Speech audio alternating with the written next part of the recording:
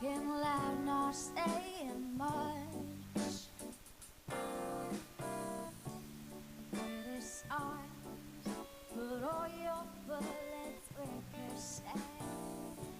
You shoot me down, but I get up.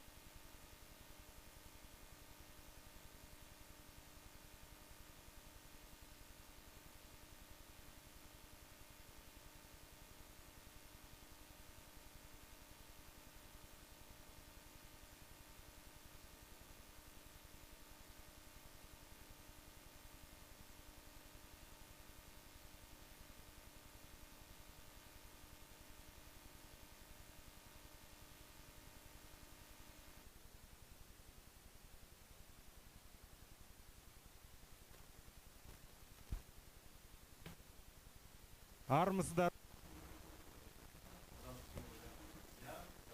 Good day, distinguished ladies and gentlemen. Welcome to our second conference, Chess in Education.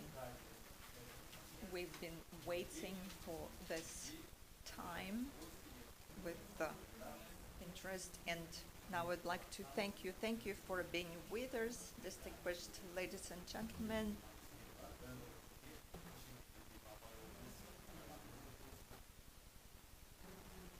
Distinguished guests, let's welcome guests from Atro, Pavlodar. Thank you very much. Astana is becoming a center of the global chess. 2 days ago, we had the team championship, the world one here in Astana that just completed, and this is one of the best events. And last year, we held the first conference of Chess in Education, and we are happy to see you here again at this conference. Also, let me note that Kazakhstan was able to win 117 medals at Asia and World Championship. And chess, of course, is the locomotive of intellectual development of the nation. And distinguished teachers, thanks to you, you are bringing light to education, and thank you for that. Currently, distinguished colleagues, before we start the conference, I would like to invite here the first Prime Minister of Asian Chess Federation, Armenian Advokasov, who is the first Vice Deputy President. Distinguished guests, distinguished colleagues, teachers, welcome to our conference. Chess is developing in Kazakhstan, and I would like to thank you for that. To the second international conference, Chess in Education, here in Astana. On behalf of Kazakhstan Chess Federation, I extend my warmest greetings to our international speakers and guests who come from different parts of the world to join us today. Your presence is a testament to the global commitment to advancing chess as a powerful tool for education. I would like to express our deepest gratitude to our esteemed speakers, our friends, Leoncio Garcia, to our friends from FIDE, Commission in Education, Jerry Nash and Rita Atkins. I also very happy to see here other experts, Amiga Vilatov, Vagan Sargsyan, Ozgur Sologlu, Marta Amiga, sorry. And so happy to see you. I think your knowledge will be very useful for our guests of today's conference. We have more than 200 participants here from all the educational organizations, and we think that Kazakhstan is becoming a real center of competence. As you know, we started a pilot project for 42 schools since last September, and we want to expand this experience to more than 350 schools this year. So your contribution is crucial, so thank you for coming. Уважаемые друзья, коллеги, Distinguished friends, colleagues, teachers, we are very happy to greet all of you here at this conference. Of course, chess in Kazakhstan is becoming a big trend, and according to the head of state assignment, we have developed a comprehensive plan, and that was approved by the government. It is till 2027, and together with the colleagues of the Ministry of Education and Enlightenment, we are implementing the initiative of introducing chess in education in the school curriculum. And last year we started a pilot project in 42 schools in 7 regions of Kazakhstan. And this year, when we sent applications to school, we received the feedback from 743 applications in all the regions of Kazakhstan. We are now finalizing the lists because not all the schools got interested in participating, not ready for that, but we expect that at least 350 and maybe even 700 schools will start teaching chess starting from this September. And Almaty supported the application for 41 schools, and other regions are finalizing their school lists as well. Speaking about preparation of training of teachers, in 8 regions of Kazakhstan, we are finalizing training 200 teachers. Orken organization is helping with this. Thank you very much. And Kazakhstan Chess Federation developed a course for professional development, and we'll tell you about this in more details later. Once again, let me greet you here because for us that's a very important area of work. This is our contribution in the development of intellectual nation. We know that chess has lots of positive things for our children. It helps them to formulate their skills and critical thinking. And there is a mass initiative, and we are making our society smarter. And there are also sports results, and we are proud that we are Kazakhstan, and our children has won more than 100 medals in championship, Asian championship in the world. And Kazakhstan Chess School is one of the best in the world. And we, of course, are proud of our female team that became the silver winner last year. And in Budapest, there will be a new tournament held. And we hope that our female team will be successful once again. I wish success for us today and tomorrow. We'll have the sessions and masterclass. Thank you, and the best of success to all of you. Yes, friends. Well, the director's speech finished, and we are ready to start with the first session, the panel discussion, Educational Chess as a Global Trend. We have a few speakers that will share their opinion. And this is a great word that we can say teachers will keep teaching children, and all these relevant issues that we are going to discuss, they will get across to our children. And once again, our speakers are here, and let me introduce them to you. President of chairman of the FIDE Chess and Education Commission and coordinator of educational choice, Jerry Nash. A round of applause. Mr. Nash.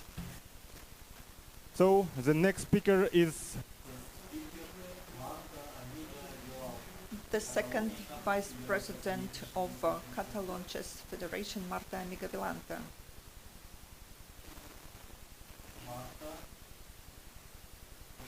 Dear Marta, bienvenido. And according to our tradition, we invite Darmen Sadavakasan, who is the first vice president of the Kazakhstan Chess Federation. Darmen will talk about experience of implementing of the comprehensive plan for chess development in Kazakhstan. As you know, our conference is being held in a wonderful place. This is the leader in national education, leader in our educational system. This is the Nazarbayev University. And I would like to invite here Aseljan Opashova, who is the head of the business incubator Nuris, who will be the moderator of this panel session. I wish all the speakers the best of luck, and Aseljan, the floor is yours.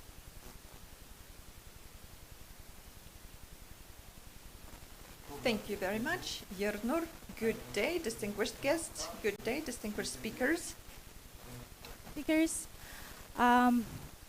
Сегодня у нас сейчас состоится панельная. We are going to have a panel discussion here, and we have three speakers that Yernur introduced them here. And our panel discussion is focused on chess in education as a global trend. And I think it would be good if we start with the first question. What is educational chess? And the first question I would like to address to Jerry Nash. Jerry? Define the concept of educational chess, and how would you briefly and concisely explain this concept to a wide audience, including parents and teachers?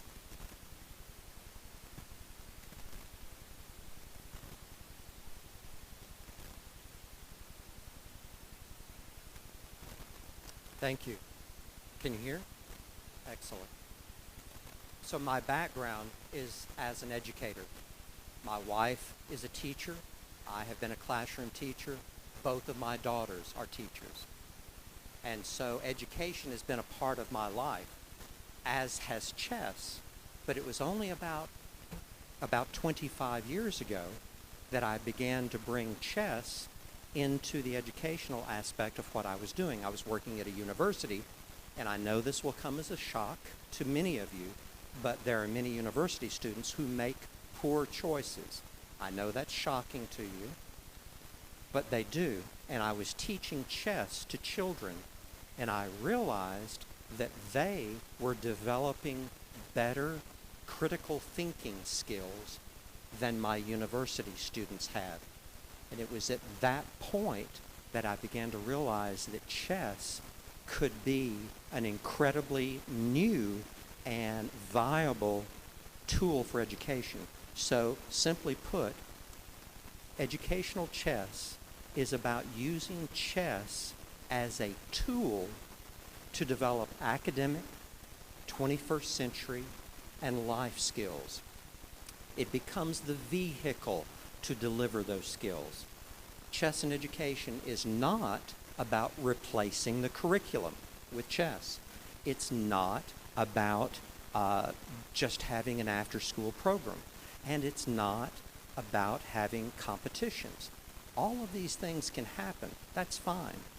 But at the end of the day, educational chess is about using chess to teach what you would normally teach in your curriculum. You're just using chess to do so. And in the process, you are accessing every student. So that's a short definition. Okay, thank you so much. And also, like another question following this one, could you please explain what are the main goals of introducing educational chess into the educational process? And do they differ from the goals of chess as a sport? What is the fundamental difference between educational chess and chess as a sport? So the fundamental difference between chess as a sport and chess as an educational tool comes really in two or three aspects. First of all, what are the goals? So when I'm coaching chess, I want them to learn chess skills that they can go use in a chess tournament. That's my focus. If I am using chess as an educational tool, I'm using chess to teach critical thinking. My goal is for them to become critical thinkers and creative thinkers, to learn how to collaborate and communicate, because those are the 21st century skills. So my focus is, yes, I'm happy if they go play in tournaments, I'm happy if they enjoy chess, but my goal as an educator is for my students to do well in the classroom and beyond the classroom in life.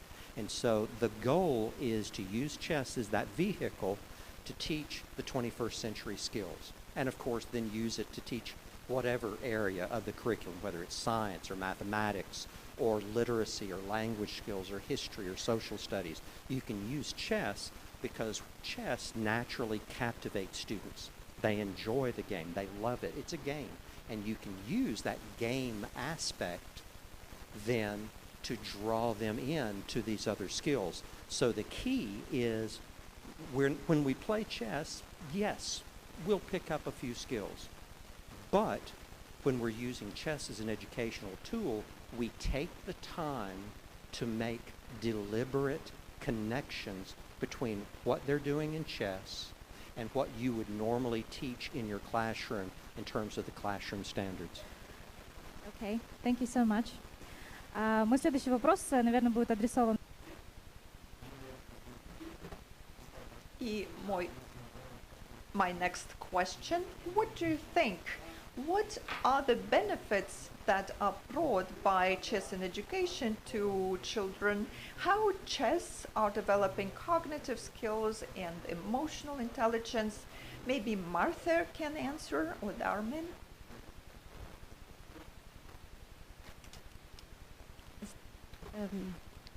Look, chess is a very good tool in schools because, as Jerry was saying, children can learn a lot of aspects that can be transferred in our daily life, and they are learning it, playing, enjoying, and feeling that they are doing something easy.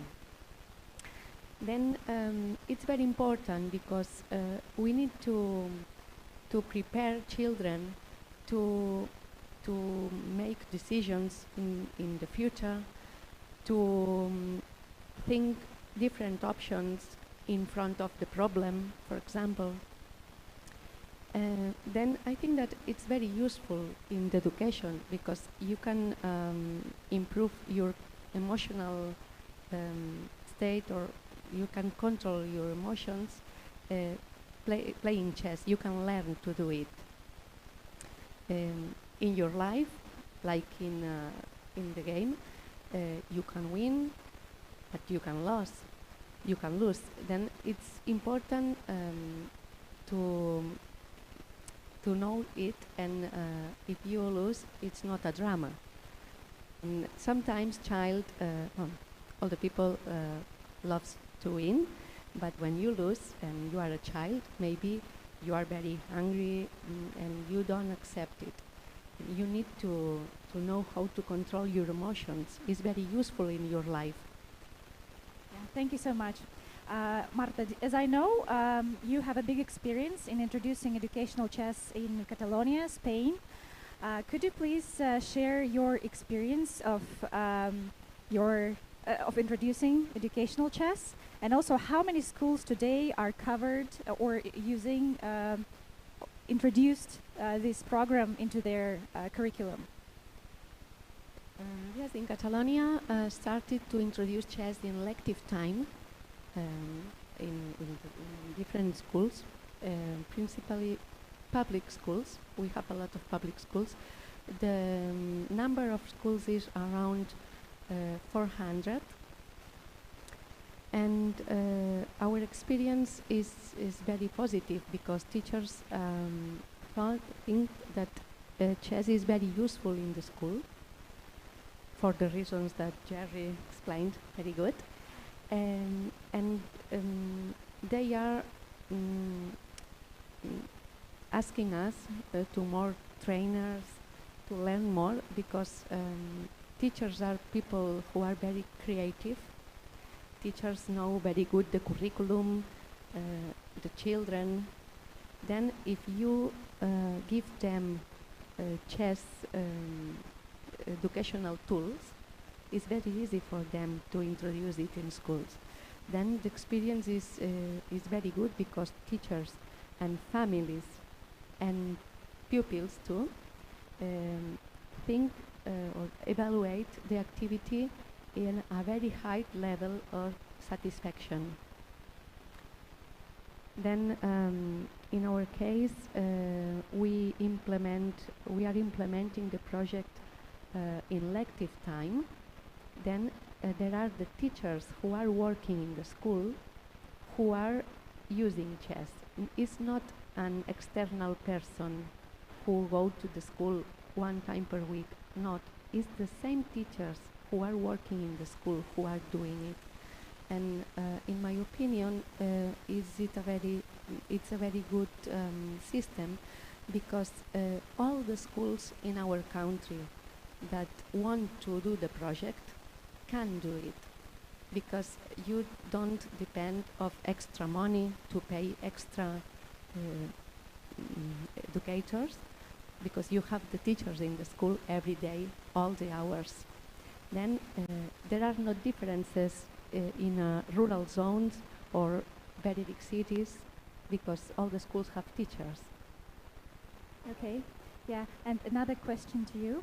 Are there any specific features in education or in educational chess in Catalonia? And if yes, could you please tell us about them? No, we have the primary teacher school who are working in the different schools. They received trainings specific on chess educational tools. Then we have different levels, and they attend these trainings, and then they apply in the schools what they learned. Okay, thank you. Yeah.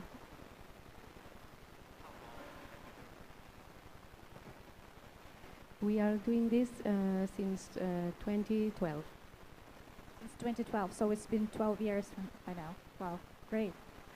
Yeah, thank you. Дармен, наверное, следующий вопрос. I have a question to you, Daurian. How do you think about educational chess as a global trend? What factors facilitate the growth of this trend?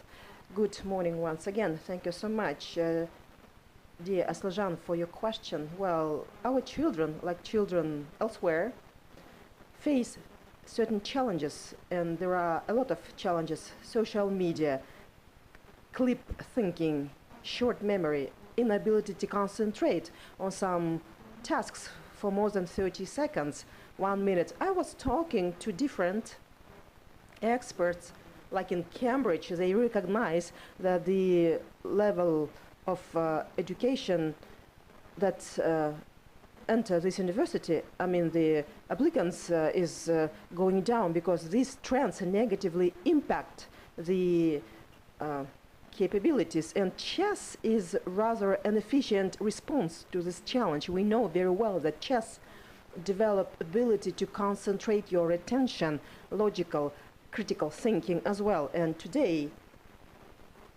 as we surrounded with information, children have to live with this information, and children produce information through their phones with crazy speed, doing video, making photos, and living in surrounded by information. Skills come in the forefront, and chess help to create these skills.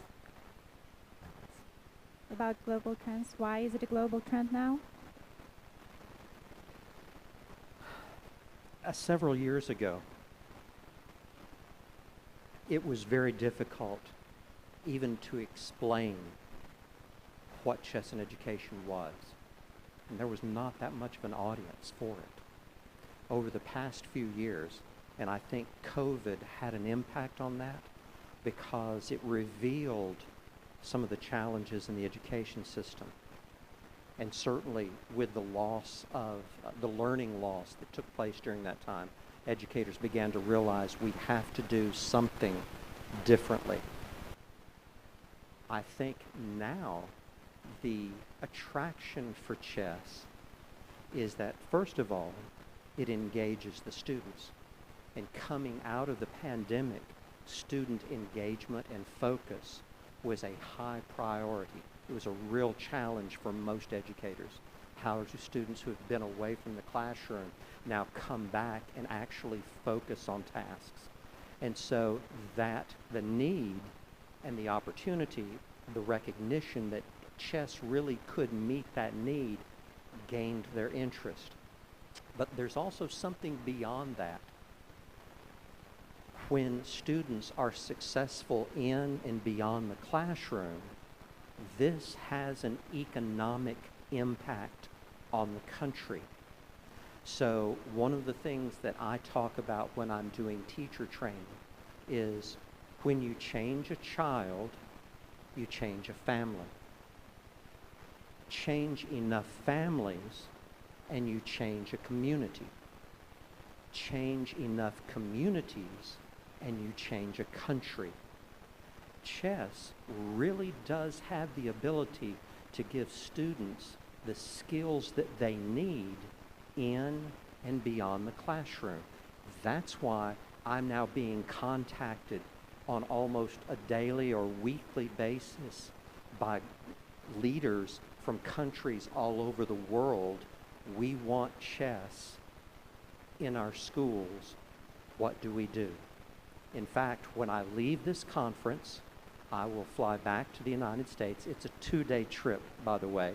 I will get back home.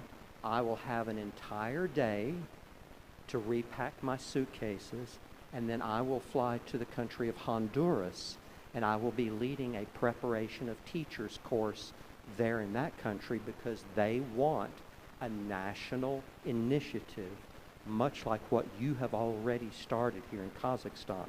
So what you are doing is really providing an example. By the way, I use you as an example very often because I was, oh, chess and education, what is that? And I said, well, let me just tell you, there are countries like Kazakhstan who understand the value not just for their students, but for the economic future of their country. So that's a long answer to a short question, but what you're doing really is significant, and if you have not yet participated, I hope you will in the days ahead.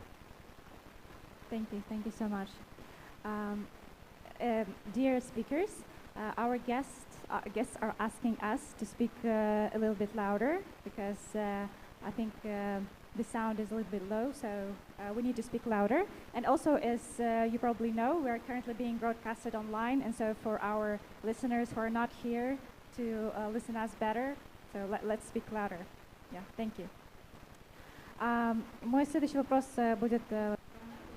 I have another question to you. In Kazakhstan, there is a good progress in developing chess, educational chess. By the end of the panel session, I believe that you will cover some aspects in your presentation, but would you please give some insights about aids or teaching manuals that you use in schools, please?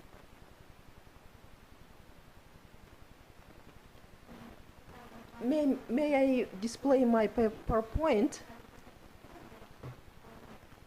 to have a clear vision? According to the comprehensive plan, educational chess, we have a number of pillars.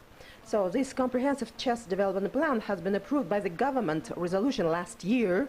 Well, in principle, it is an unprecedented approach from a sports perspective, but chess is wider than sports. It covers education as well. And we are very thankful to the president of our country for supporting our initiative.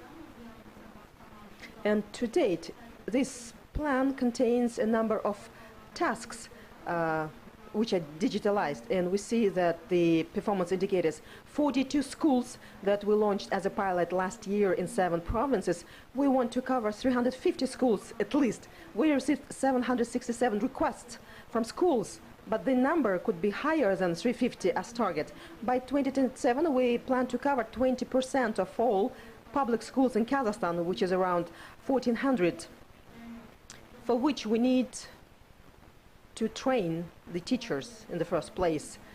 In which regard, we started training the teachers. 200 teachers are receiving training in August. They are about to complete their training sessions. The training is carried out by the Orkan Center through the support of the Ministry of Education and Kazakhstan Chess Federation.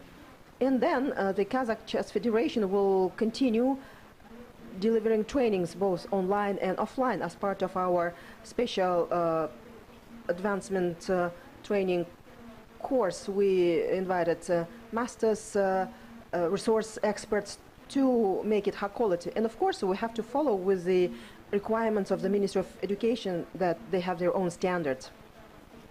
From a perspective of training chess in schools, we talk about Kazakh and Russian languages in which the chess classes would be delivered. In Kazakh language, we have a variative or variation component. In Russian language, the chess is trained as a third subject instead of PE, physical training, in variation approach. The pilot project, 7 provinces, 7 resource centers in schools. On this slide, you can see one of the classes. I think it's in Almaty or maybe in Astana.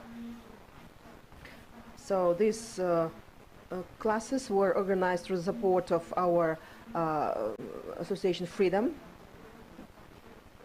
Around 1,000 students are covered as part of this pilot. Around 20 million tenge was spent to equip the classrooms.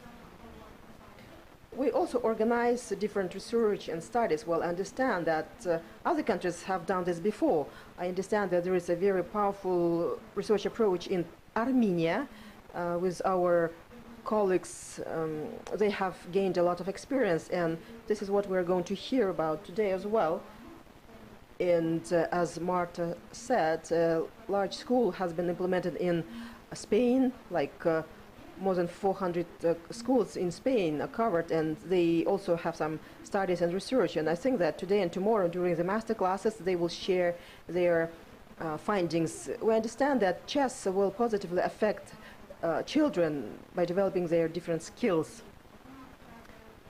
350 schools were launched gradually, the result of bureaucracy and red tape. We have a lot of officials from the Kazakhstan education system, which is very regulated, and through the support of our sector-specific ministries, we are going on our journey, a very hard one. And in August, when teachers would complete their training, we will deploy this program across all the country. 767 applications broken down to the provinces, 20 provinces in Kazakhstan. You can see confirmation from Almaty, 41 school. Well, we have discussed on the level of the leadership of the provinces, and we are finalizing the list. From a profile perspective, well, around 73% are Kazakh teaching classes and 23% are Russian teaching classes. From rural area point of view, we are trying to reach rural schools to give them opportunity to get access to high-quality chess education. 56% are rural schools, a bigger part. I have talked about Orleo. On-site training takes 80 hours. In 8 provinces, we're about to complete training for teachers, which is free of charge for them. It's a page of document which takes months to get. It's like an expert opinion by the Minister of Education that this training course would meet all the standards. The Training course from KazChess, Kazakh Chess Federation, will be both online and offline, 72 academic hours.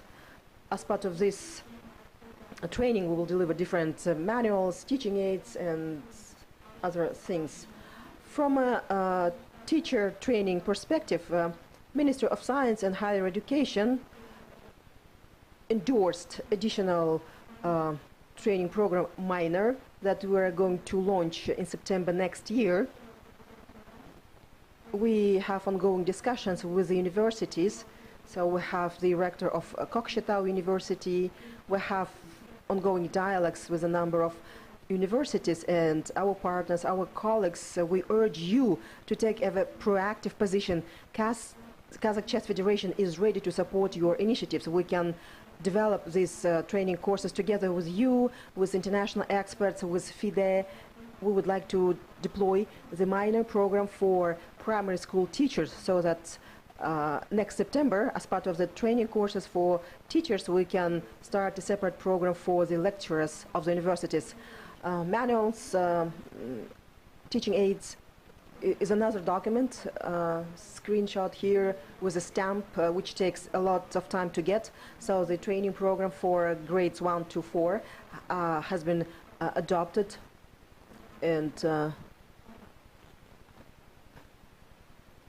National Academic Council of the National Academy of Education named after Altan Sarin, and it's a very high-level authority that has approved our approach. Well, book. I might think that you have seen this textbook during the coffee break. It's a very user-friendly format with a lot of pictures so that people were not bored, but children were so much excited to read this book. This has been also endorsed by the Minister of Education. It's for the first grade.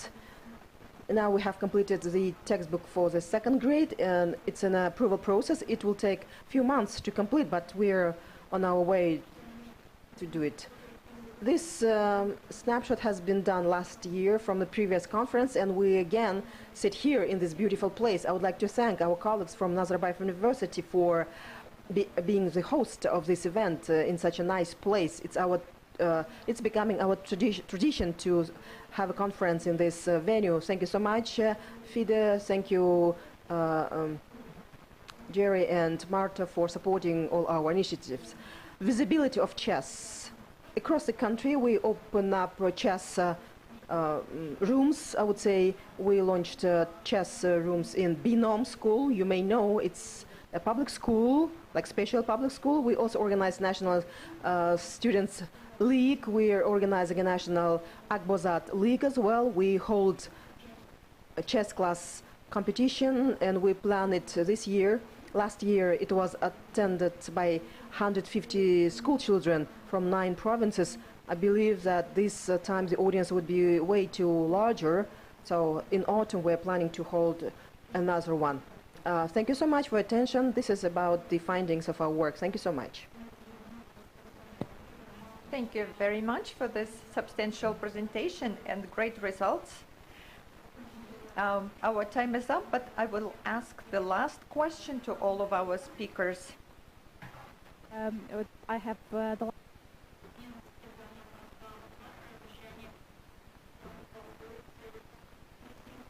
new tendencies and trends, development directions you are expecting in this area.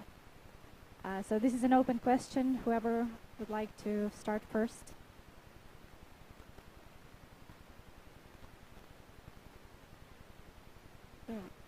In fact, I think that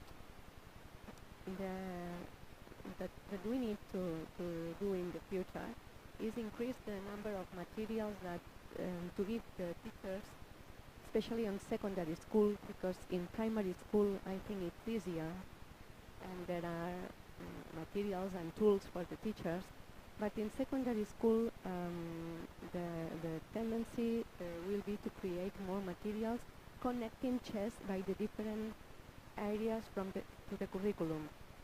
I don't know if Jerry has more idea. So in the future, as Marta said, we will need new resources for educators. We will need new training opportunities.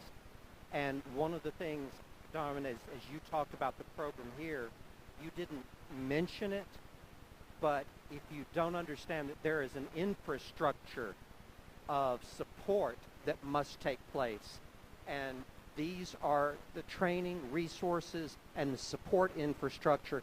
These are what has to happen in the future for chess and education to develop globally. So it's not enough to say, yes, we want it. How do you do it? And that takes more than one person. And so having training, that's only a part of the process. Having resources, yes, that's important, but having that infrastructure in place so that it can continue, that it's sustainable and scalable, those are the trends for the future.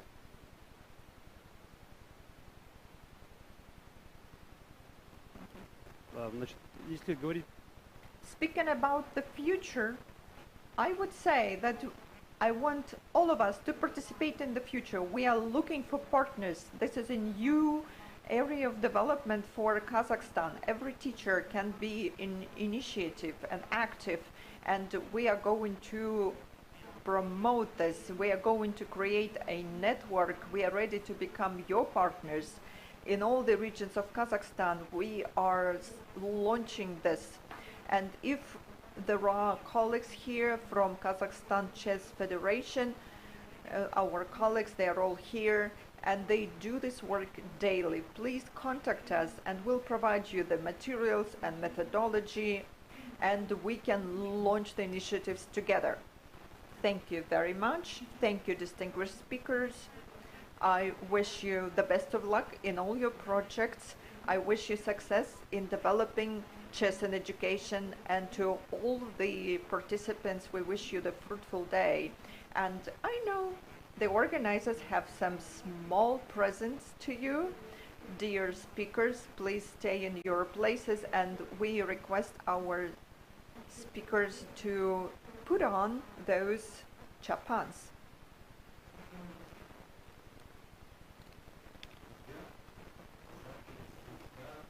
Dear friends, as you know, we always followed our traditions, and that's why our distinguished guests get these souvenirs as memorabilia. This is our national costume. It's called chapa.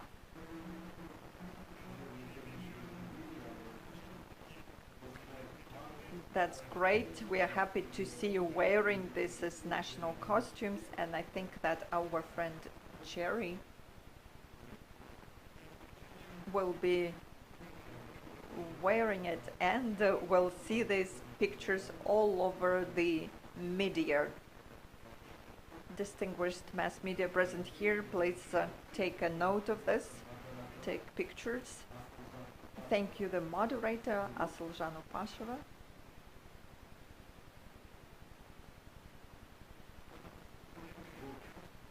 This is the merch products from Kaz Shop collection.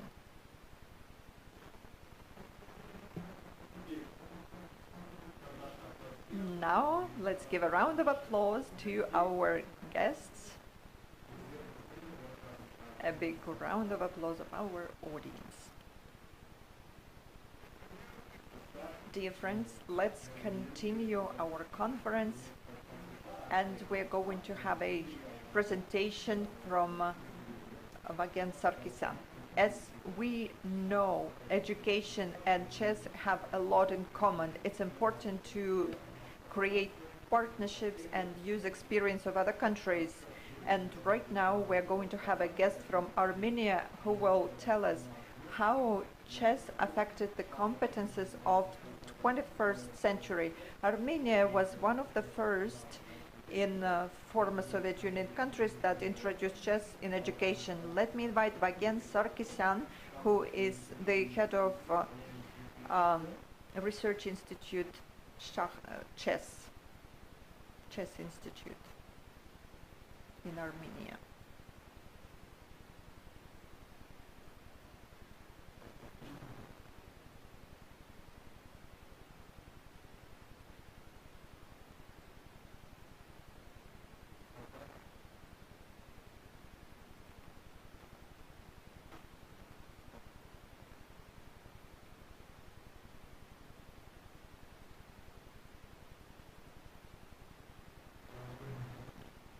Good day, distinguished conference participants.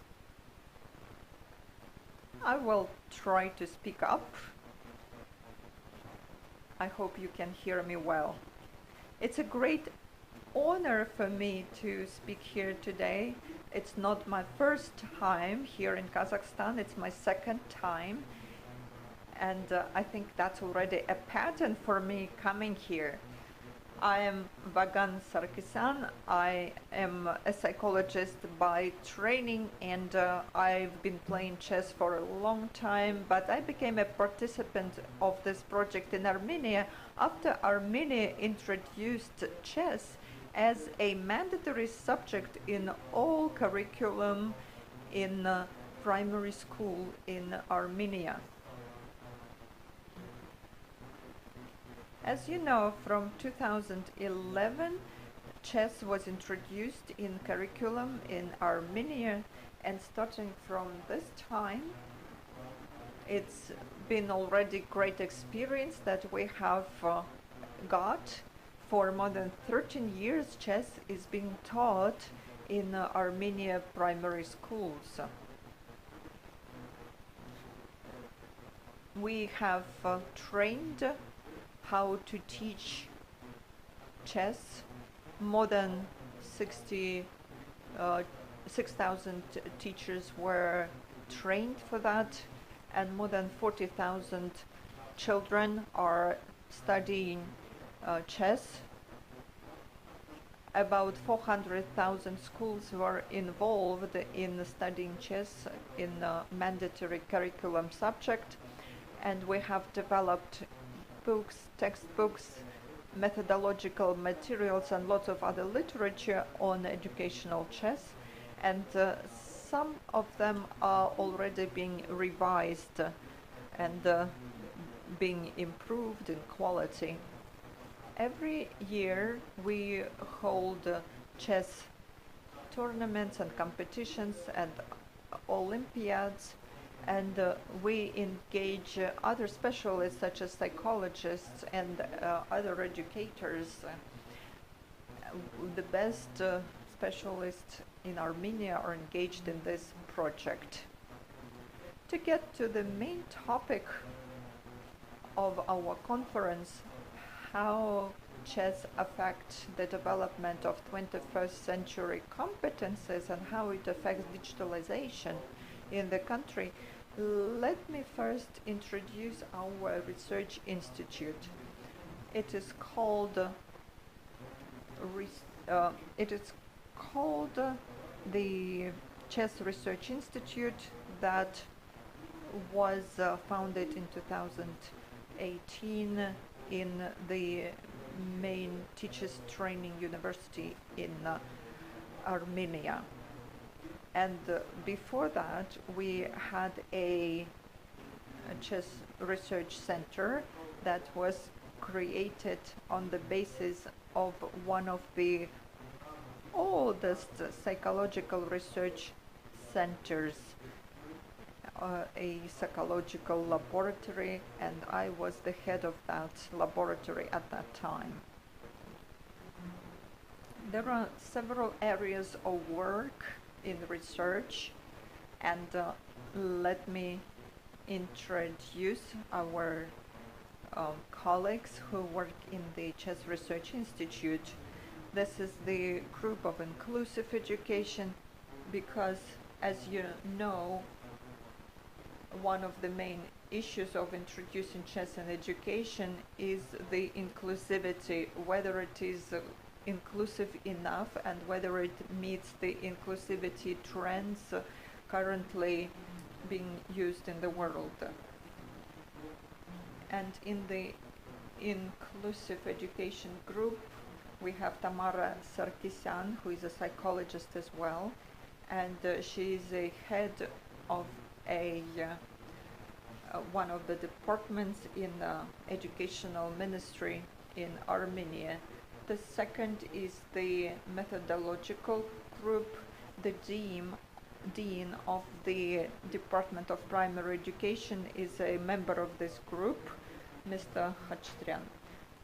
Administrative group, sociological group, where all the best specialists are invited. The vice president, Grossmeister, the rector of the pedagogical university, Vagan Sarkisyan, who is me. I am the scientific manager of the research institute.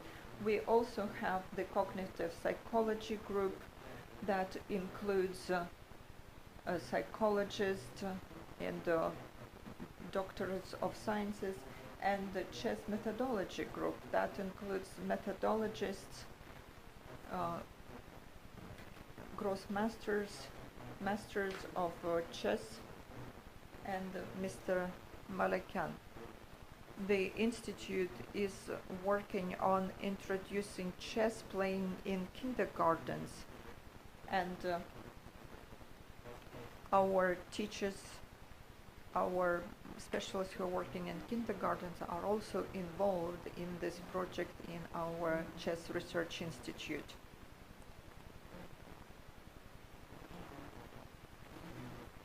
Let's talk about the issues that we have faced, especially at the beginning, and they are still not resolved.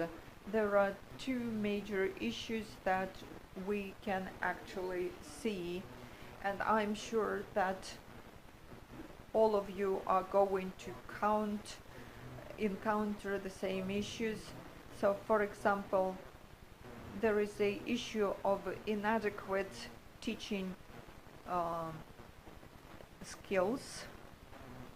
If there are no training programs for preparing chess players, we can so there are two things, like there can be chess players who lack teaching skills, or vice versa, teachers who lack chess skills. But you know, so this is a twofold issue, and of course in both groups there are people who have good chess skills and teaching skills, that's clear, but unfortunately it's not always so, and of course we should consider this.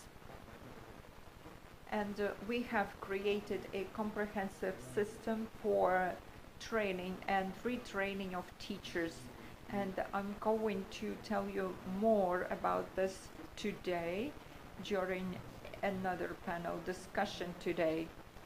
And we have created an online program for teaching chess in cooperation with the FIDE and specifically with the Chess Educational Commission. We have created a criteria for assessing chess education quality, and we have developed a course which is a train of trainer course.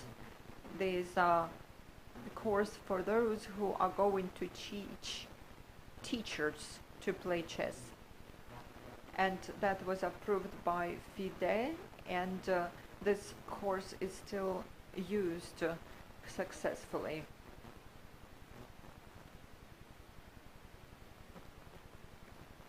Many issues were identified. Unfortunately, we don't have enough time to talk about all of our research, but what we can say, first of all, these are the cognitive skills, emotional intellect issues of inclusive education.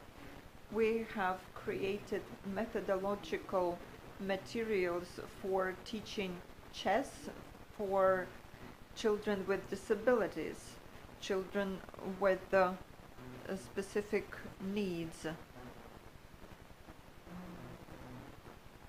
We have done research focused on chess in cooperation with FIDE about children, how to teach children and children with autism. And we also researched the motivation of children, because teachers, of course, have to deal with motivation issues, because not all of the children are motivated to learn chess. Speaking about other subjects, it's clear that motivation is important, but in chess, it's important twice as much. You know, I have discussed it with my colleagues. Chess has a placebo effect. People think that if they are good in chess, they become more confident, they see themselves as smarter.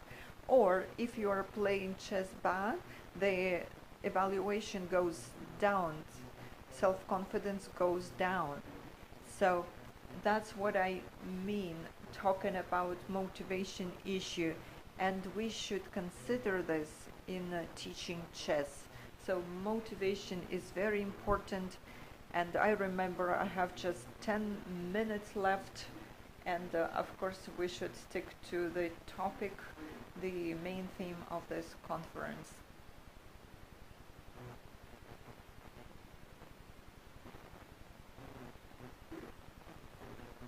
As I said, in our partnership with FIDE, we have introduced a pilot program, Chess in Preschool Education. We have trained teachers for preschool education. We have trained them in our research institute. Also, an important role is played by PR. How you present yourselves in the media, because you know parents are not always happy if chess is taught at school. Parents, if they don't play chess, they probably don't understand the importance of this.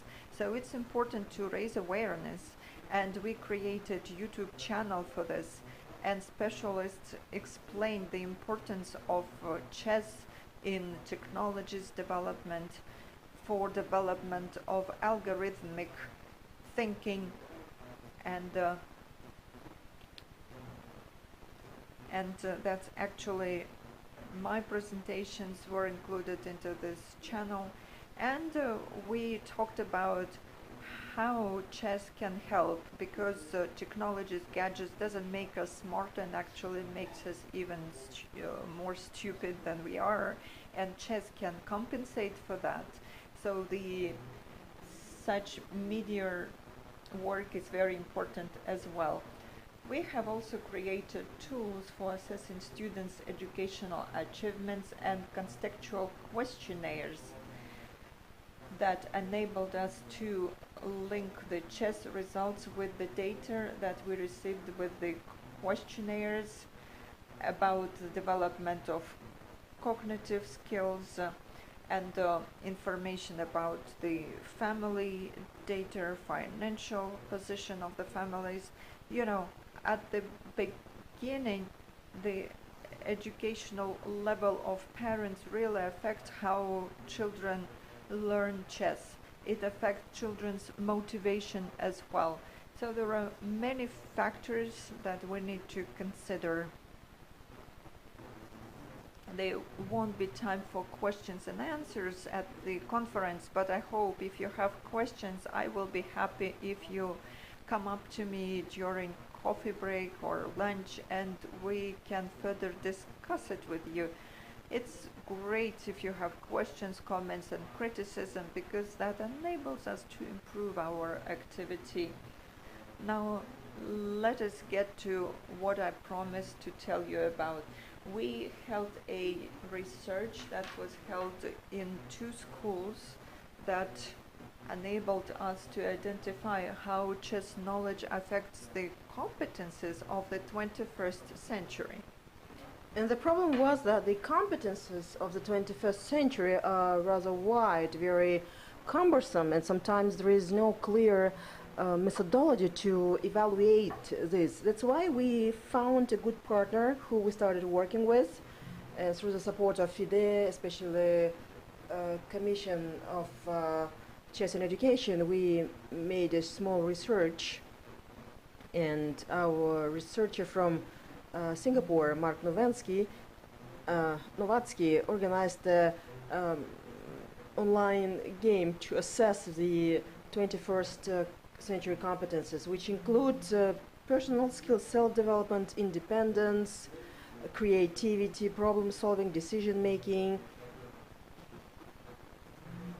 It has a direct correlation with any chess, especially problem-solving, decision-making, critical thinking in the first place.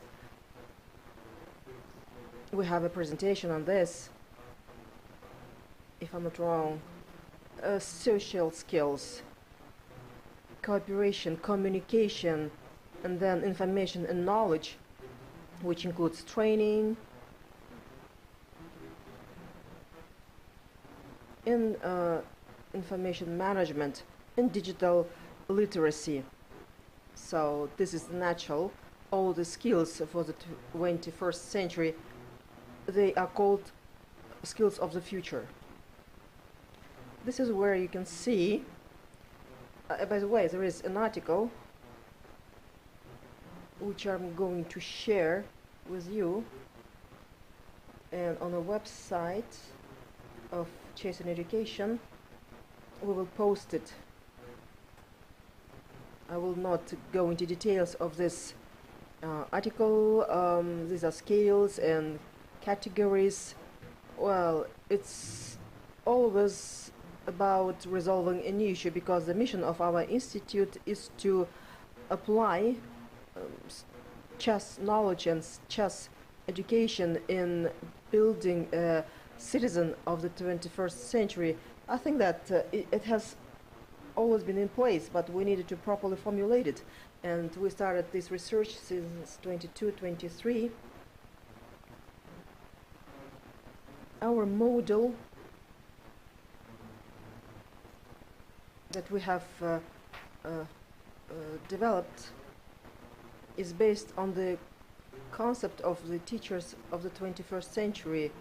Well, there are some studies which demonstrate that chess can help in growing the skills, and there is no experimental, there is no testing proof. Well, overall, it is important for education and other domains that there is some scientific proof of efficacy or efficiency, because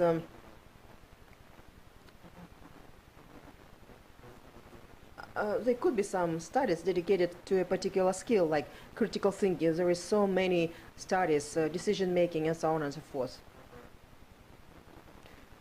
This is statistics which shows the findings of two schools, and statistically findings of two schools did not differ a lot from each other, and this is important to note, because the school did not have a contextual influence on the findings. I use some research terminology. I mean that there is no dependence on of schools on these findings. On this slide you can see certain legitimacy. 15 people could resolve a chess combination in such a level, and those were very complicated, sophisticated, and they demonstrated high results on the 21st century competences. So out of 101 students, only 15 demonstrated high results. What this tells us about chess influences the 21st century competences when the skills and knowledge for children, especially like a normal chess level. If we talk about playing game with figures without a reflection or skills, some skills in chess, from a statistical perspective, there is no real impact. I mean, for us, in order to use chess to develop these particular skills, the level of knowledge that we transfer to children should be rather high, right? And on the other hand, I would agree that sometimes the game can be so challenging that it discourages children to play. That's why you have to take into account this balance, this optimum level that you need for development, because chess is not a goal in itself. It's about making chess visible and popular, and it's about developing the 21st century generation to be very effective and operational. So this is a line which shows some correlation. It's not that strong, but still it is there.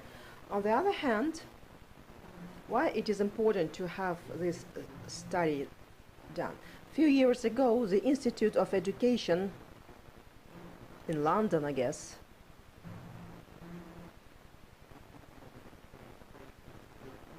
more than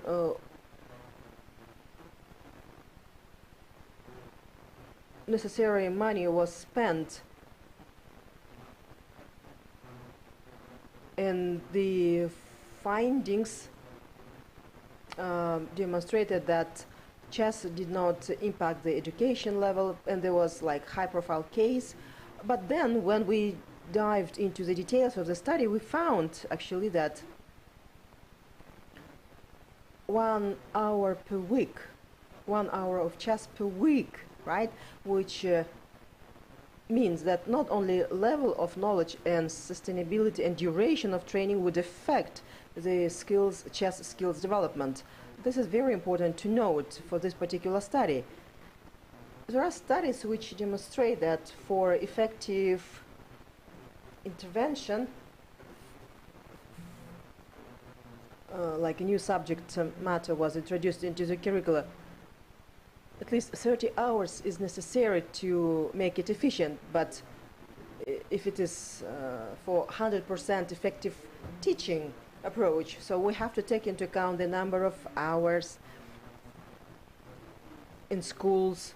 We have to take into account the quality of teaching, level of knowledge of children. And we assume back in time that Armenian schools serve as a good platform for study, for research, because we do it on a like consistent basis. I don't remember if I told you or not, but 2 hours per week is in total 60 hours per year for chess class as well. There are some changes, some technical issues. I wouldn't go into details, but anyway, it's going more or less consistent. So consistency is very important in this respect. Well, of course, it is important to transfer the chess knowledge. We talked about this in particular during the panel session. Transfer of knowledge, when you take your math knowledge or chess knowledge and then you transfer it to another domains, it's not necessarily effective. There is a term in psychotherapy like placebo effect. So when you are convinced, you believe in it. And it is important to know that in terms of chess, people think that chess can be a strong, a powerful tool, and the chess can be applied in other domains. If you are skillful in chess, then you are skillful in any other subject. But it's not the case. Sometimes it can be okay, but not always. As a matter of fact, chess have this little effect, because chess, like chess knowledge can be transferred to 2 or 3 very efficiently, but there are some basic cognitive skills, and chess produces a lot of cognitive skills, and it can correlate with a lot of cognitive skills, which include the 21st century competencies, right? And chess have a great potential for knowledge transfer. Cognitive studies. Fernand Globey, Giovanni Sala are the guru of study of chess in other areas, how they develop competence. Roberto Trinchero, who also said that the transfer of knowledge is limited to the extent where there are two domains have common elements, and in 21st century we see a lot of commonality. If we adapt chess to address these issues, it would be very, very good. We can say that chess can influence the 21st century competences, and there are some other studies which I skipped in my presentation on how chess can influence the development of 21st century competence using specific teaching techniques like interactive. My apologies, I think that ran over my time. My apologies, but it's important to note. Thank you very much for your attention. I will be happy to answer your questions. If you will criticize me, you can talk to me during the break. Dear Vagan, thank you so much for a very informative presentation. You are kindly invited for the first break, I would say, recess, if I may say so, using the school language. We will have a 15-minute coffee break, and then we will continue with our conference. Thank you so much, dear presenters. See you soon.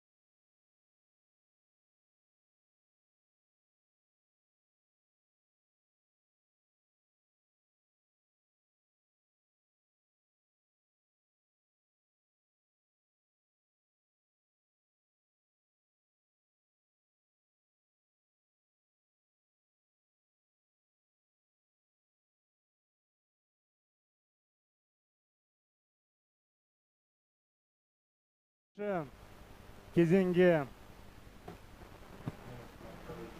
Dear friends, we're starting the second part of our conference. Please take your seats. Now we will invite to this rostrum the chair of the FIDE Commission, Jerry Nash, and he will be making a presentation, chess and critical thinking. Now we have a presenter, Jerry Nash, chairman of the FIDE Chess and Education Commission, with a presentation on the topic chess and critical thinking. Please give a round of applause. floor to Jerry Nash. Welcome to Kazakhstan. Thank you. Thank you very much. And I will do my best to hold the microphone close. If sometimes I forget, wave at me and I will speak louder. So I must tell you that this is my third visit to Kazakhstan. I was first here in 1991. It was still part of the Soviet Union at that time, and I was in Almaty as part of a large cultural exchange group. And everywhere I went, we were welcomed, and then they said, "Ooh, he plays chess. Oh, come over here." And then they would kill me. They would beat me very thoroughly at chess. So, but I had a wonderful experience. So I am pleased to be here. I'm excited about what you are doing in this country for chess and education. And I know that in this group, there will be some of you who are very familiar with chess, and then there are those that maybe don't know a lot of chess. So I will try to make this easy to understand, even if you do not know anything about chess, okay? So if you're, let me just get a quick, how many of you have some knowledge of chess? Could I see a hand up? You have some knowledge of chess. Okay. Okay, hands down. How many of you have absolutely no knowledge of chess?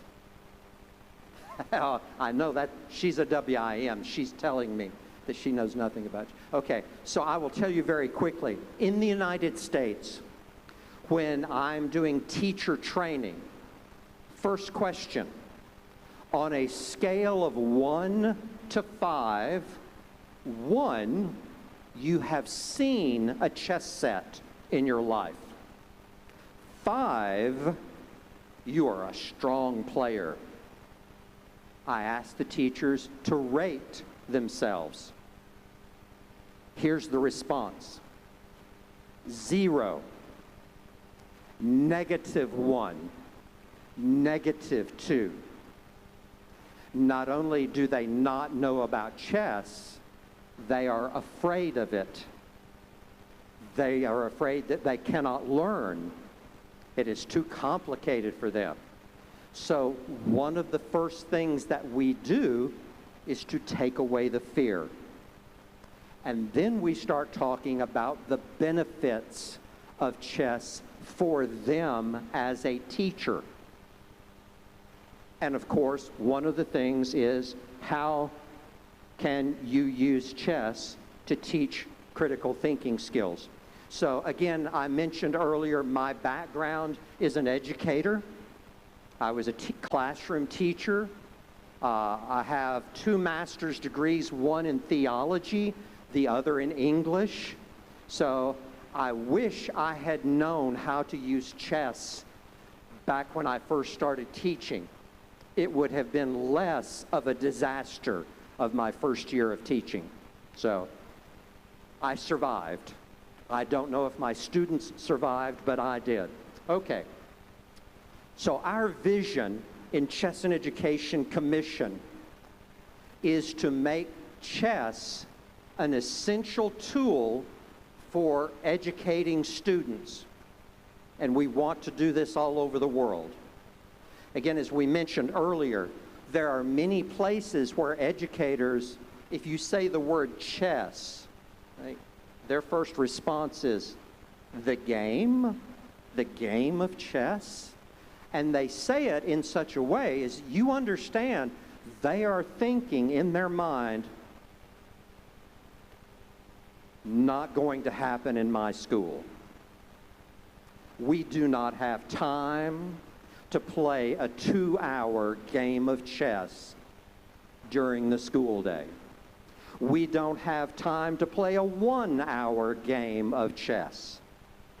And this has nothing to do with what I have to teach every day. Nothing. I know that's what they're thinking.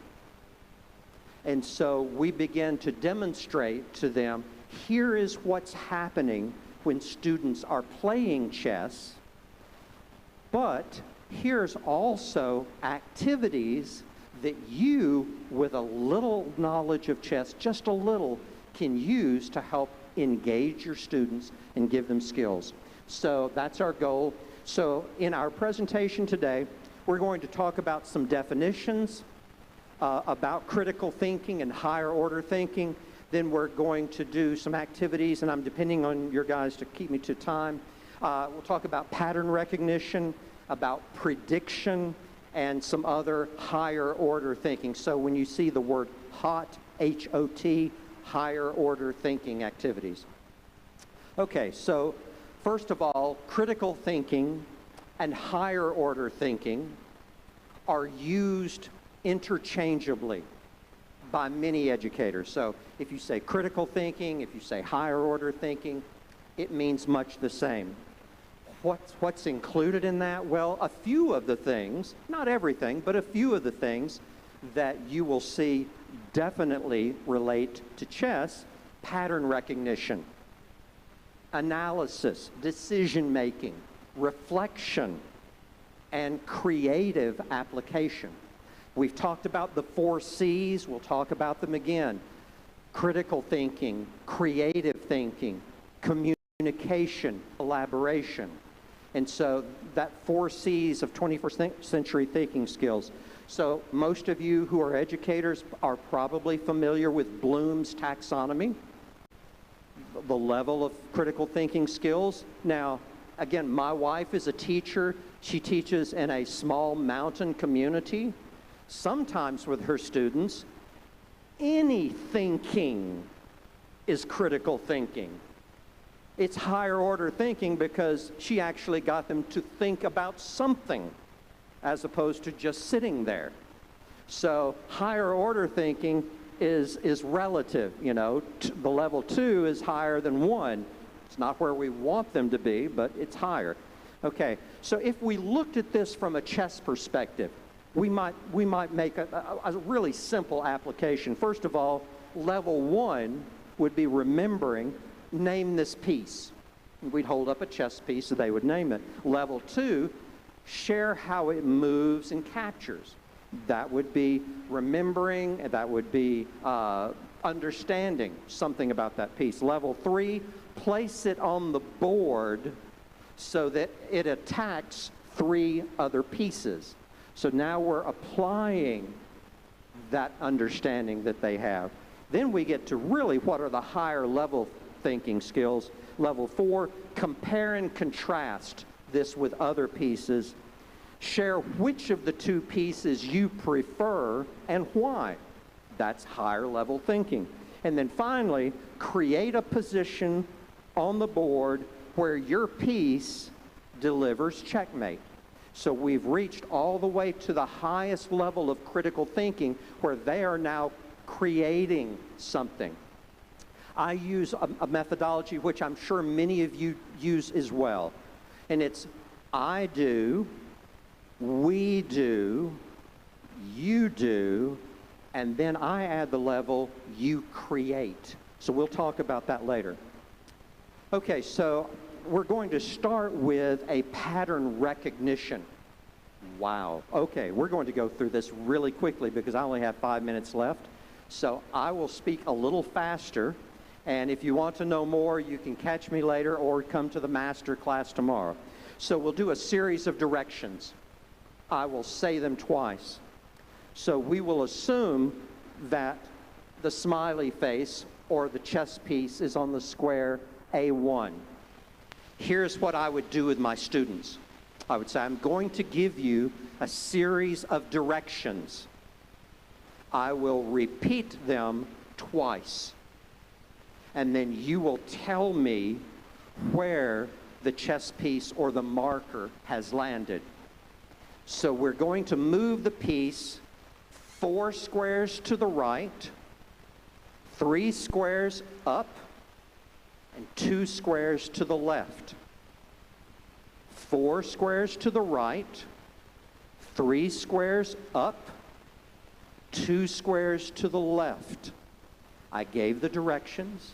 I repeated them twice, and now I would ask my students, do you think you know the answer? And I would say, if you think you know the answer, give me a thumbs up. How many of you think you know the answer? Okay, you've got a thumbs up, okay. How many of you are not sure? Give me a thumbs up. You're not sure. Okay, I've got a few. Very good. Not sure is a good place to be. It means you're still thinking, and that's what we want. Okay, so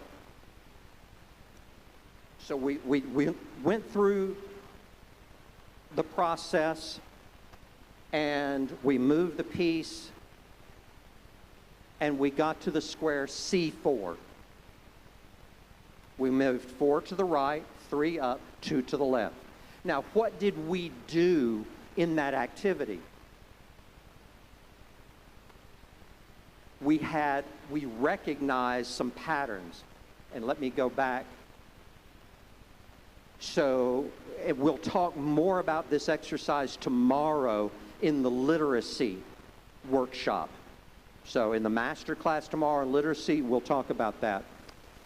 When we do pattern recognition, for an experienced chess player, you're already looking at this and you're wondering, whose move is it, and how might I win depending on whose move it is? If you're a beginning player or beginning teacher, you might look at what's on the board and say, makes no sense. I just see some random symbols spread across a checkered board. Why? Because you don't know any of the patterns.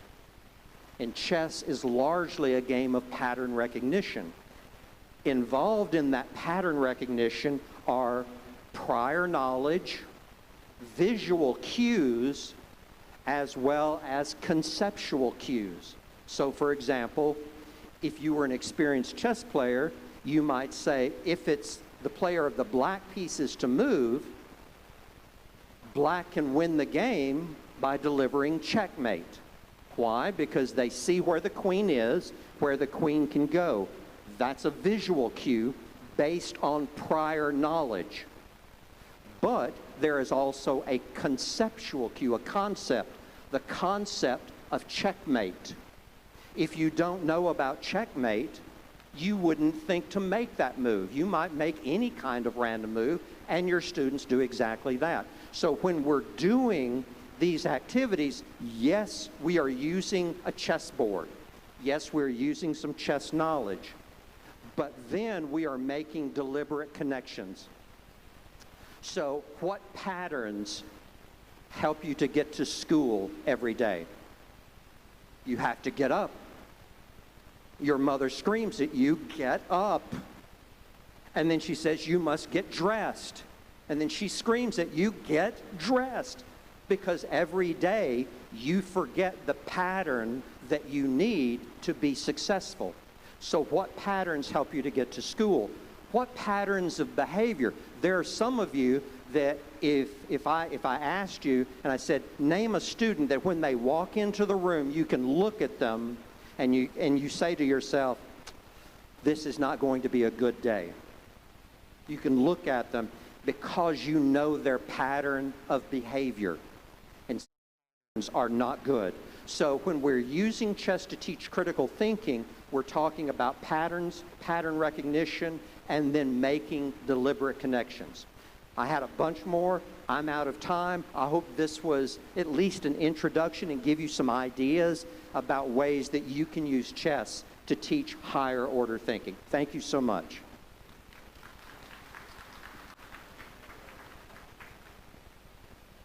Джерри мырзаға осындай қызықты сессия. Thank you very much. Thank you for the very interesting session. Now let me give the floor to the next speaker. We are now opening the session, The Impact of Chess on Skills Development. And let me invite Gulnur Aitimova, Director of School Lyceum number 8 in Astana. The round of applause for Gulnur.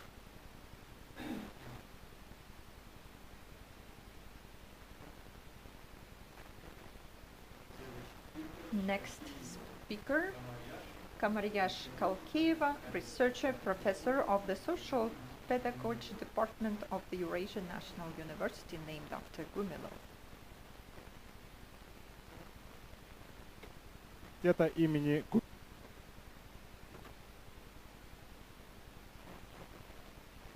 Distinguished participant, distinguished friends, we continue, and let me invite Mr. Kamirpekova, and this is chess school called Konem. председатель комиссии ФИДE «Шахматы в образовании».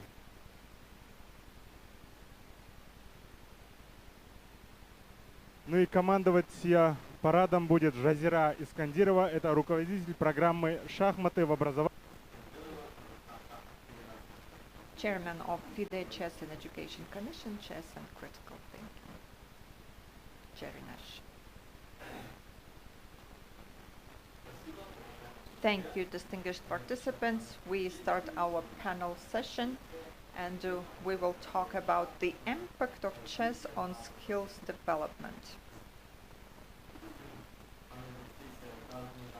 I thank the speakers for the participation, and the first speaker will be Gulnur Aitimova, Director of School Lyceum number 8, and she will talk about the results of the first year of the pilot project on introducing chess in the first grade students.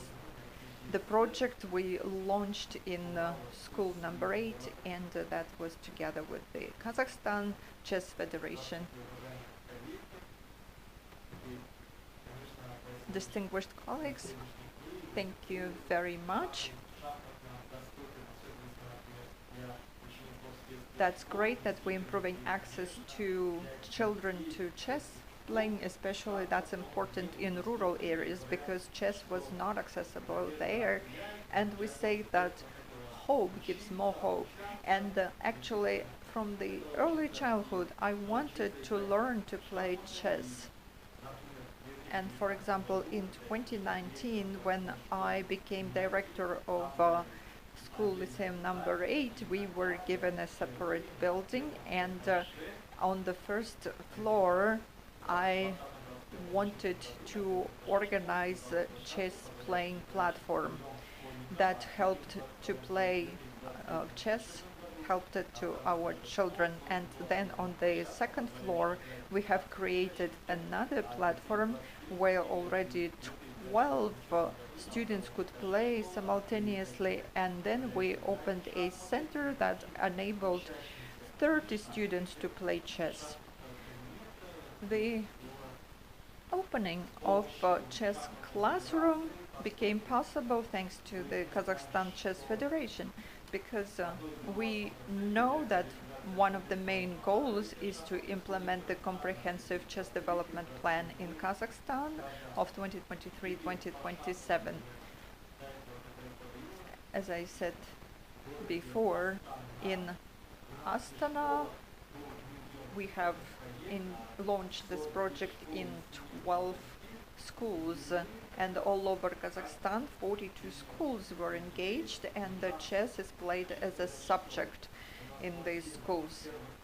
We had introduced this in 7 first grades. Jordan Arujan, who is a young teacher, started teaching students to play chess.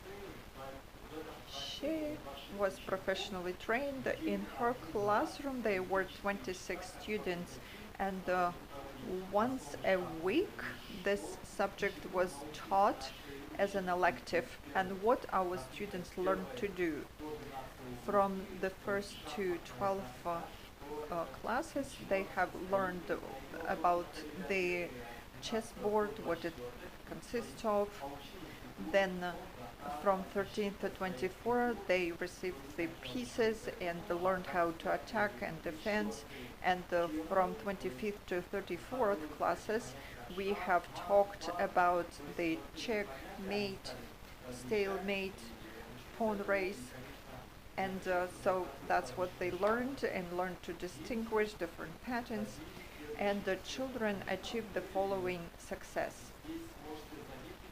You can see here that at the end of the academic year, when there is the 4th semester coming up, we notice that the students that learned chess, we see that they have their cognitive skills improved, and we could see that the better results in other subjects. And you can see that primary school children like to play, so the game is very important. They select the best decisions through the game. And development of creativity is also happening. Chess play teaches them to take decisions in non-standard situations. It helps them to develop their creativity and develop new ideas. So here we can see that children, thanks to chess, children are able to develop their creative skills. While being here at these classes, we could see the creativity development, and we could see that thinking speed is increased. They could quickly find answers and forecast next move of their opponent. Also, their calculation abilities improved, and it helped them to work with figures, to evaluate situation at each stage of the game. Their patience improved, their ability to come on time also, and also their attention improved. After every course they were able to think about their next move, and they wanted to win. So attention and patience, that's what we were able to improve with our students. I would say that chess is not just a game, it's a brain gymnastics, I would say. Our students are going to learn to play chess from the 1st grade, and we are going to organize different competitions for children, including math competitions. We have school children who learn to play chess, and they become winners at the city competitions. With Darmen Kanatovich, we have organized a meeting for our students, and I would say that that was very good, that we had the resource center opened, and our students were able to meet with Darmen in the center. The children were very happy to see Darmen. They were very motivated. They said that we want to be as Darmen. And our children are going to participate in other competitions outside of the school, and they already win at the city competitions. For example, I would say that schools, of course, are different. In the city, 80% of our students are from vulnerable social groups, vulnerable families in our school. So the chess is actually very, very well received at school. And Gulnur, thank you very much. And we think that chess will keep developing at your school in future. Gulnur, let me tell you that our guests will come to you, and here are more guests at the conference. You can invite them. Tomorrow we will be free in the afternoon, and I would like to invite all of you, including our guests, foreign guests. I would like to invite you to visit our school lyceum number 8 at Seyfulin Street, and we are going to show you how we are implementing the project and the activities that we're going to help. Thank you. Now let me give the floor to Kamariya Shkalkeva.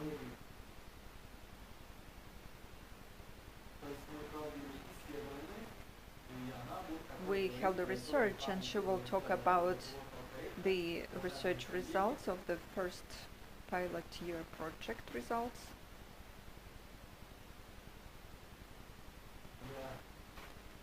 Distinguished colleagues, I'm very happy to see you all here at this conference. And from the beginning of this project, we've been working together with you. I am a professor in a university named after Gumilev. I am a PhD, and my colleague, a psychologist, a PhD in psychology, worked with me, and we did this research together. I would like to thank you for helping us in doing this research. We talked about emotional development of primary school children and how chess affects intellectual and emotional development of primary school children. So how the regular chess subjects affect the emotional and intellectual development of children in primary school. We have created the textbook that was used for teaching children in the first grade. This research was held in 42 skills. 1,400 students participated in the experimental group, and 644 were in the control group. So that shows that the objective of the research was to so here in the slide we see what are the goals. We wanted to see how chess affects intellectual development of school children. Human development is very important, but how we are going to do this? The intellectual development is the most important thing for that. So, of course, from the economic point of view and other perspectives, intellectual development through chess is very important for our society. Our goal was to assess how chess actually affected intellectual development of our children.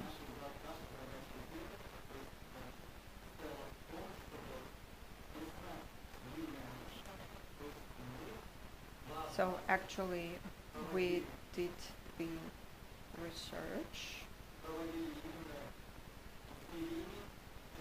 and we did the measurements twice during this research. We measured the parameters of first graders. We didn't do it in September because these were the first grade children. They were supposed to adapt first to school, and we needed to coordinate our research with the school curriculum. First, we were learning how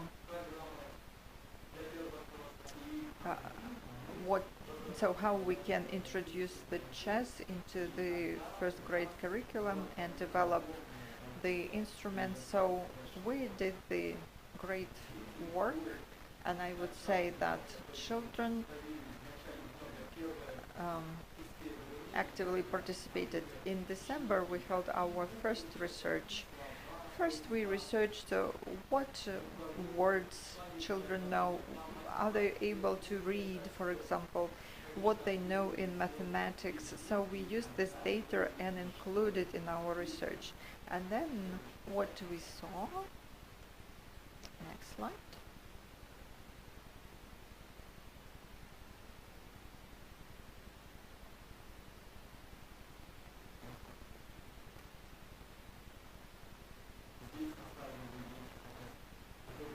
So here you can see the methodological foundation of the research. Of course, the methods were very important for our research, and we have covered all the elements because we were supposed to see the specific results, and that's what we did. So what were the research methods? Testing, statistical processing methods, and we asked the school management what results they want to achieve. And according to these parameters, we did the research. For example, you can see the methodology of diagnostics of intellectual development of children. For example, find this piece or move the piece to another place. So children were able to perform the tests, and we checked the time, how quickly children will be able to do the task.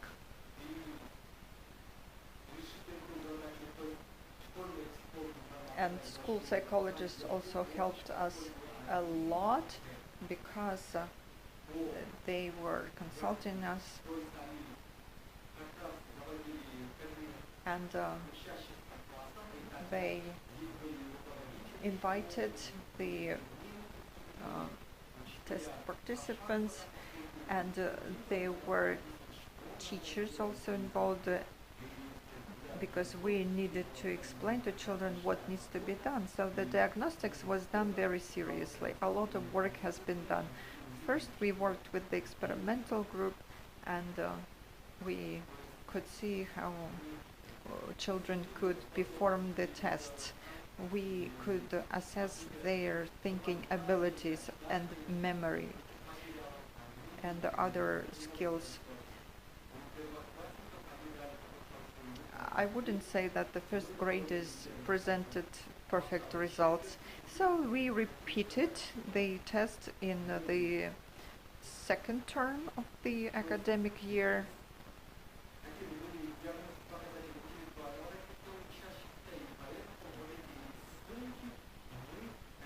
So the idea was to diagnose the intellectual development, and then we changed the tests and gave the tests again to the children, and they did the test the second time. And so the idea was the same, but we changed the configuration of the pieces, and they were able to perform the test again, and we could compare the results. And we talked to the school management, and actually they confirmed that those children that played chess, they achieved better results in answering the questions of the test.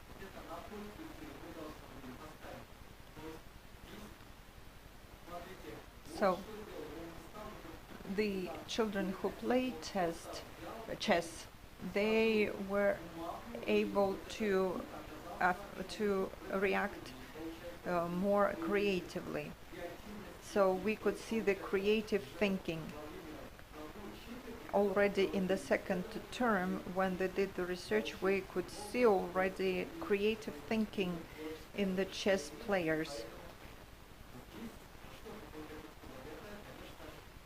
So, of course, this is a great motivation.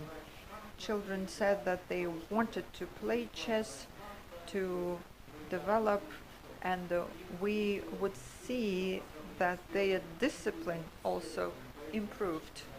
And I want to say that on a global scale, we see such a practice. It's not a new thing for us. We shouldn't consider this as something new because, for instance, in our case, as a teacher, I want to say, like a person who learned the pedagogy of Kazakhstan, we do have like a natural coordination. The logic of chess is very clear for our people. It was not yet introduced into the curricula. However, we now add it into the schooling process, and I think that it will be very cost efficient. If a child develops spiritually, if we develop critical thinking, confidence, like who I am, I'm a mathematician, I'm a chess player. So if we have attitudes like this, they are our future resource to be very competitive in the future. That's why we're going international. When students of National University and Nazarbayev University went to foreign countries, we received very positive feedback about their education, and I think that it is with the help of chess we are going this big. Madam, the time is up. You can see the ratio of intellectual development of first-year students, online, offline formats. So we also had some counseling with psychologists from provinces. They received calls, and this is how we achieved good results. That's why I would like to say that our work will continue. It will be very successful. Thank you very much. I would like to wish you best of luck. Now the floor goes to Rustam Kairbekov. Rustam Kairbekov, future millionaires. So Rustam will share experience of introducing chess to help develop children with autism, how they develop these children in their schools, and he will share his personal experience. Please, you have 5 minutes. Off you go.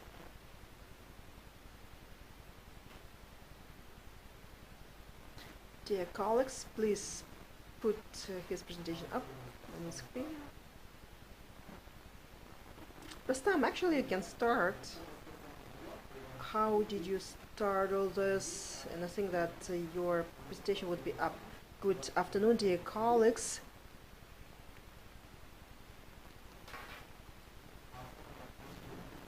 Good afternoon. Today I would like to talk to you about our school chess for children with autism. We have children with special needs. I have a daughter with special needs as well, and there are different forms of disability, and sometimes it's really difficult to teach children how to play chess. It could be a very severe grade of disability where they cannot do anything, and 1 hour is a regular timing for schools, but in our case it could be less minutes. For instance, with my daughter I started from 10 minutes, so I try to concentrate her attention on a school, on the chess class. We try to increase the minutes because there is a sensor alloleia, hyperactivity, or sometimes children are very introvert, they are very reserved in nature, and I'm quite confident that chess is very useful for kids with disabilities, and what Kazakh Chess Federation does together with FIDE is a really good cause which supports children with special needs. You can see a screenshot of a chess class of a trainer. It could be done manually or having different chess applications, Chess.com or Chess with chess leggings, AB Chess, BM Chess platforms, where trainers use these applications to teach chess to children. Why it is important for a child to study with like normal children, because children with special needs, it is important to get socialization. Socialization helps them to study together. So you can see the normal child and a child with special needs, and they play chess together. One child repeats things all over again, and the first time he came to our school, he was repeating one thing 8 to 9 times a day. Now he repeats 3-4 times a day only. So you can see some progress. So when resolving a task, when you learn the different games in practice, you can see the progress. We help improve memory. We help a child to concentrate, socialization, analytical thinking, creative thinking, because we know that chess is directly related to math and logic. Next slide. You can see the Grandmaster Magnus Carlsen, who publicly said that he had autism, and he shared his experience, how he was overcoming this issue. To the left you can see my daughter. She she learned how to play chess, and it is my wife who made a photo. Let me share the challenges why chess. In order to make this photo, in order to make my daughter look in the camera, to have like eye contact, it took around 8 to 10 photos, snapshots, in order to make just one photo with eye contact of my daughter. An intellectual type of sport such as chess, that you focus on a chess square, helps to develop visual and audio contact. There are a lot of studies. I will share links with the chat. There is a Hidres school in Spain where they did a great research, and they also analyzed progress in children with special needs, and they play chess. And let me also mention directors of chess schools from the provinces. We have leadership of Chess Federation, of Astana, representatives and officials of the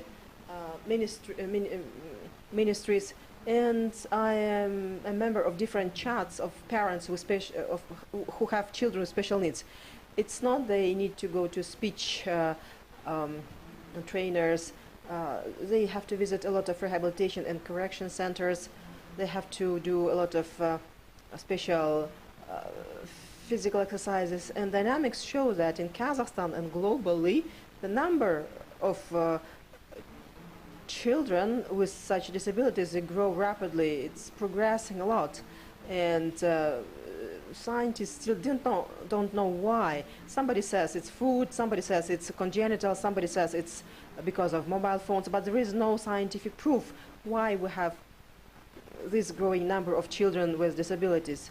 I would recommend and urge the teachers of like normal, regular schools to support children with disabilities, because there are a lot of rehab, but many of them are on a paid basis. Every parent having such child spends around $2,000 per month. Speech trainer, special physical exercises.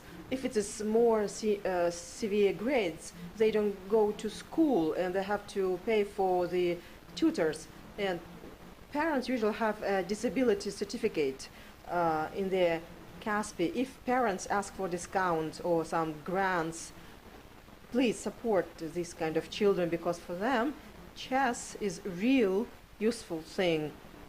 depending on the severity of their disability, like if it's light or minor disability, like an example of Magnus Carlsen. Thank you so much. Thank you so much, Rustam, for a very inspiring story. Well, indeed,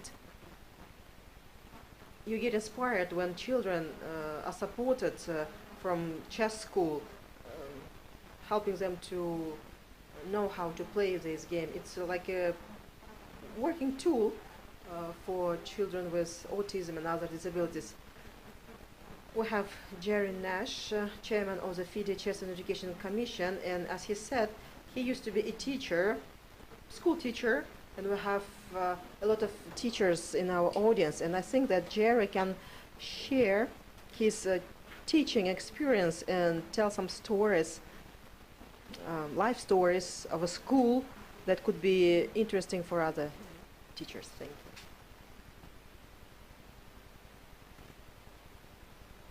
Can you hear me? Now you can. I'd like to take a little bit different direction and talk about how chess can change the relationship between the student and the teacher, and also change the school culture. So just a couple of examples in the time that we have remaining. One teacher that had gone through training had gone back to her school, was implementing chess in her classroom, and she talked about how she had two students who were in conflict with each other, and they were in conflict with the teacher. So she separated them, she brought them into the hallway, and instead of lecturing them and increasing the level of anger or emotion, she put a chessboard down. And she said, I would like for us to solve a chess problem together. So now it was not a conflict situation, it was an opportunity for collaboration. And of course, they were engaged with chess. So they wanted to solve the problem. They solved it together, and then they began to talk about what the other conflict was about and began to resolve that. So trust me, I did not train this teacher to do that. She saw the opportunity. She saw that this was an opportunity to change the relationship that she had with that student, to bring it beyond the level of conflict to collaboration. One of my favorite stories is from my wife's school a number of years ago. Now, you have to understand, my wife has been teaching more than 30 years. Between the two of us, she is the far better teacher, okay? She's much better. I learned from her. But at her school, if there is a chess club, she is the chess club sponsor. She has never played a game of chess in her life. She's married to the chess guy. So she's the chess club sponsor. I teach chess. She gets paid. We stay married. Okay? So I'm now teaching chess after school, and she has one of her kindergarten students who has to stay after school because he did not get his work done. That was common. On a good day, he might have maybe a minute to a minute and a half worth of focus. That was the best he could do. So he had to stay after school. So now he is after school. My wife is working with him, but he keeps looking at the children who are playing chess. First grade, second grade, third grade, and above. They're all in the same room. We're doing chess, and he keeps looking at them, and my wife says, do you want to play chess? Oh, yes. You must get your work done first. Oh, the work got done. The best work he had accomplished so far that year. Now he goes over, and one of the other students is now helping him to learn how to play chess. That's called peer mentoring. So now one of the other students is working with him, and now you've seen it. He's focused. 5 minutes, 10 minutes, 15 minutes. He's focused. My wife goes down the hallway and calls other teachers to come to the door. You know, the door has a little window so they can look in, and I can see the faces of these other teachers because they all know this student. It's a small rural community. Everyone knows everyone. They know this child, they know his father, they know his father's father. But when they come to the door and they look in the window, I can see the look of shock on their faces. I can see them mouthing the words, "That's Albert? No, that can't be." Because they're watching him absolutely focused, and they know that this is not possible. But they're seeing it. Now, this little boy named Albert walks down the hallway, and the teachers on the first floor who all know him say, "Albert, I hear you play chess. You must be smart." Trust me, no one had ever accused this little boy of being smart. No one accused his father of being smart. Do you understand what I'm saying? There was an expectation among teachers of the level of performance that this child could achieve, and that level of expectation was very low. And when he began to play chess, it changed in his mind what he could do, but even more importantly, it changed in the minds of the teachers in the school what he was capable of doing. How many students do we have such low expectations and we think, why should I waste time? They'll never get this. But we miss a golden opportunity. That's what chess can do. One final story. A school principal, an administrator of a school, stopped me after a presentation. And he said, "You see those boys sitting right over there?" I said, "Yes." He said, "Last year, every week, those boys were in my office for discipline problems. This year, since we started chess, not once have they been in my office." It has changed their behavior because it's empowered them to think critically, to think before they act. It changes the student, it changes the teacher, it can change the culture of the school. This school administrator said, "Here is what I do every day at lunch. I take a chess set into the lunch room. I put it down. Oh, the students line up. They want to play me. Here's my first question. How's your behavior today?" And of course, the other students, "Oh, he got in trouble in this class." Next. "How was your behavior today?" "Good." "All right, let's play." The administrator took the advantage of using chess to connect with his students and at the same time reinforce the idea of your behavior has consequences. And that's what they're learning in chess. Chess can change the life of a student.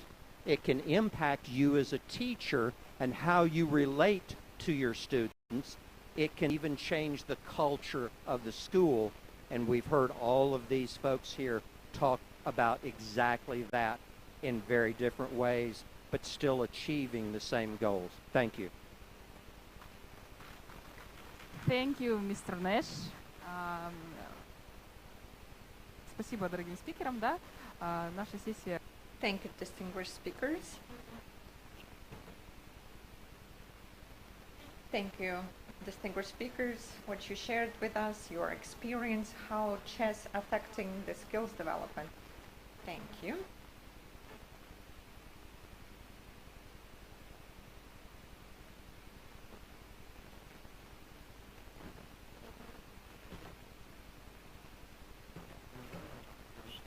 We have finished the panel discussion. Now, we are going to listen to the presentation of Rita Atkins.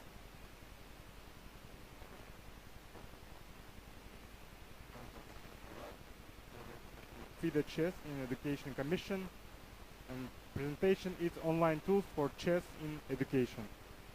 Қарсы алыңыздар.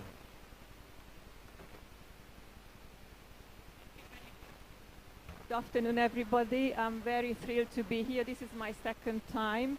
I'm honored and proud to be part of this educational revolution called Chess in Education. Today I will talk you briefly about some available online tools. So what happens? You bring chess into the classroom. What you do is you introduce learning by playing. And game-based education is transformative. When children play, they are naturally creative. They immerse themselves in the game. They do their best. They think out of the box. It's wonderfully good for them. It also creates great social skills. So every chess lesson should have at least half of its time spent by children playing chess or mini games, chess-like games, over the board with each other, facing each other. Yeah? And the younger the children are, the more time they need to spend doing this. When they play together over the board, the teacher can walk around, look for teachable moments, look at some special positions, emphasize the process of playing. Yes, we cannot take out the competitiveness of chess. You either win or you lose, but you can soften it. You don't emphasize the result, you emphasize the process of playing. And that's why overboard playing is very, very important. Now, so it looks like I'm talking against using any digital tools, because I'm emphasizing just playing over the board. So why are digital tools useful in the chess classroom? They can offer some variety, some ease of learning for the children, some fun elements, and also a little bit of free time for the teacher sometimes. So with all that in mind, I'm going to introduce you to 4 different online tools. The first one is Logic Board. I am the co-developer of Logic Board. I was involved in its creation, and we have created this online tool with educational chess in mind. This is mostly a shareable board, perfectly suited for demonstration in the classroom. So it's great for classroom setting. It's also suitable for online courses. There is a board that you can join. Students can join and manipulate the board themselves. It's very interesting. Children often come up to the demonstration board and immediately put all the fancy elements on it. You can see all the creations that you can do with it. You can color the board. You can add chess pieces, you can add other characters, you can have number symbols, you can create board notes, erase, undo, redo. All your images can be exported as image files. You can load the positions from PGN, so you can actually use it for some proper chess teaching, though there are better tools for proper chess teaching than Logic Board. So the board is not just a picture, that's just the position. A board is a sequence of positions, so you can actually show a process of a game. Here's a pawn game that's being played, and if you go on the arrows left and right, then you are going across the different positions of the game. And these boards are stored in your library, the teacher's library, so you can just bring up a board and then show a process of a game or a mini game or a strategy game.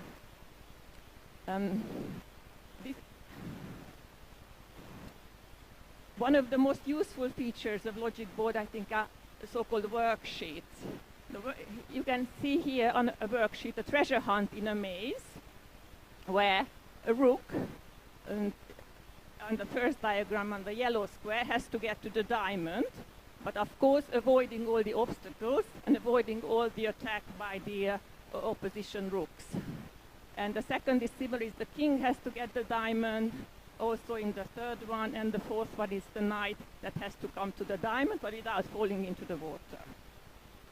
So these worksheets are very easy to create. They can be shared with the students either online.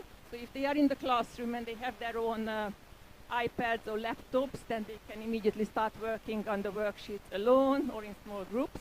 You can also print these worksheets if you only have chess sets around, no electronic devices. But you can take it home also online and work on it yourself. The worksheets are also stored in your library, and they can be used later. At the moment, the product is free. One advantage is that only teachers need to be premium users. Students are invited to the board. They can use all the functionalities without having to pay for it. The premium usership for students costs €7 a month or €70 for a year. Of course, there are bulk discounts for a larger organization, schools, school districts, and so on. If you have any questions about Logic Board, you can ask me later, or you can also write on the Padlet that's provided for the conference. We want to include a few more things for Logic Board.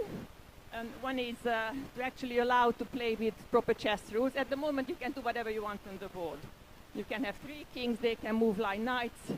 You can make 2 moves with white and 1 with black. But we will have a mode to play with chess rules, which is not just important for chess, but also important for all the mini games that we like playing. There will be public worksheets. That means that teachers can create these worksheets and share it with the entire world. So public worksheets will be available for everybody who is a premium user. And we're planning to make Logic Board accessible, which means that visually impaired people will be able to use it as well. Maybe a timer might be added, and very importantly, we'll have different sized boards. I believe not only in playing in a chess classroom, but also solving exercises and solving investigations together with the children. And for that, very, very often, as you will see tomorrow if you come to my maths masterclass, smaller sized boards are very good to start with. The problem-solving process can always be emphasized much better on a smaller board first. So we will have some small boards. So just to summarize, if I was in the classroom, chess classroom, I would always use Logic Board as a demonstration tool primarily. I would have the board up where children can come up and manipulate. I can manipulate it as well. And I would use the worksheets for exercises.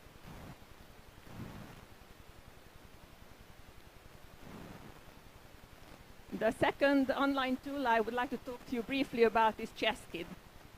Actually, ChessKid requires no introduction. If you've met only a single online tool in your life for chess, that's ChessKid. Yeah? It's very, very well known, but it's also very, very useful.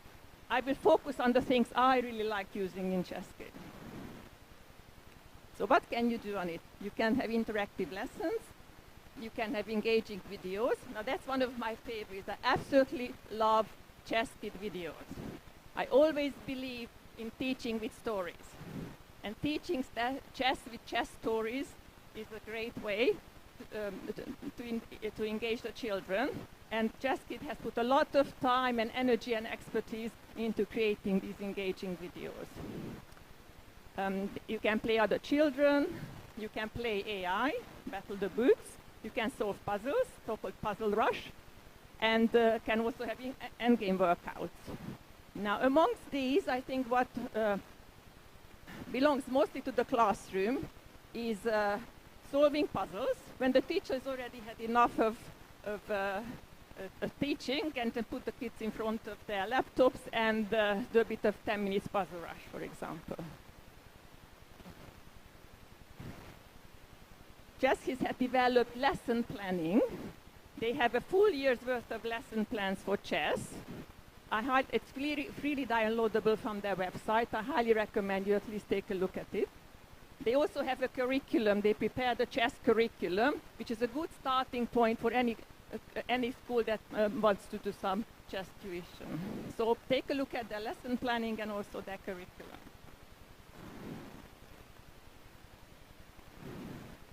Yes, so I talked about the puzzles already, multiple language support, so ChessKit available on many different languages. It's safe. When you use online tools, it's important that safeguarding is considered. You don't want advertisements aimed at children. You don't want them to chat with strangers, and ChessKit made this platform extremely safe.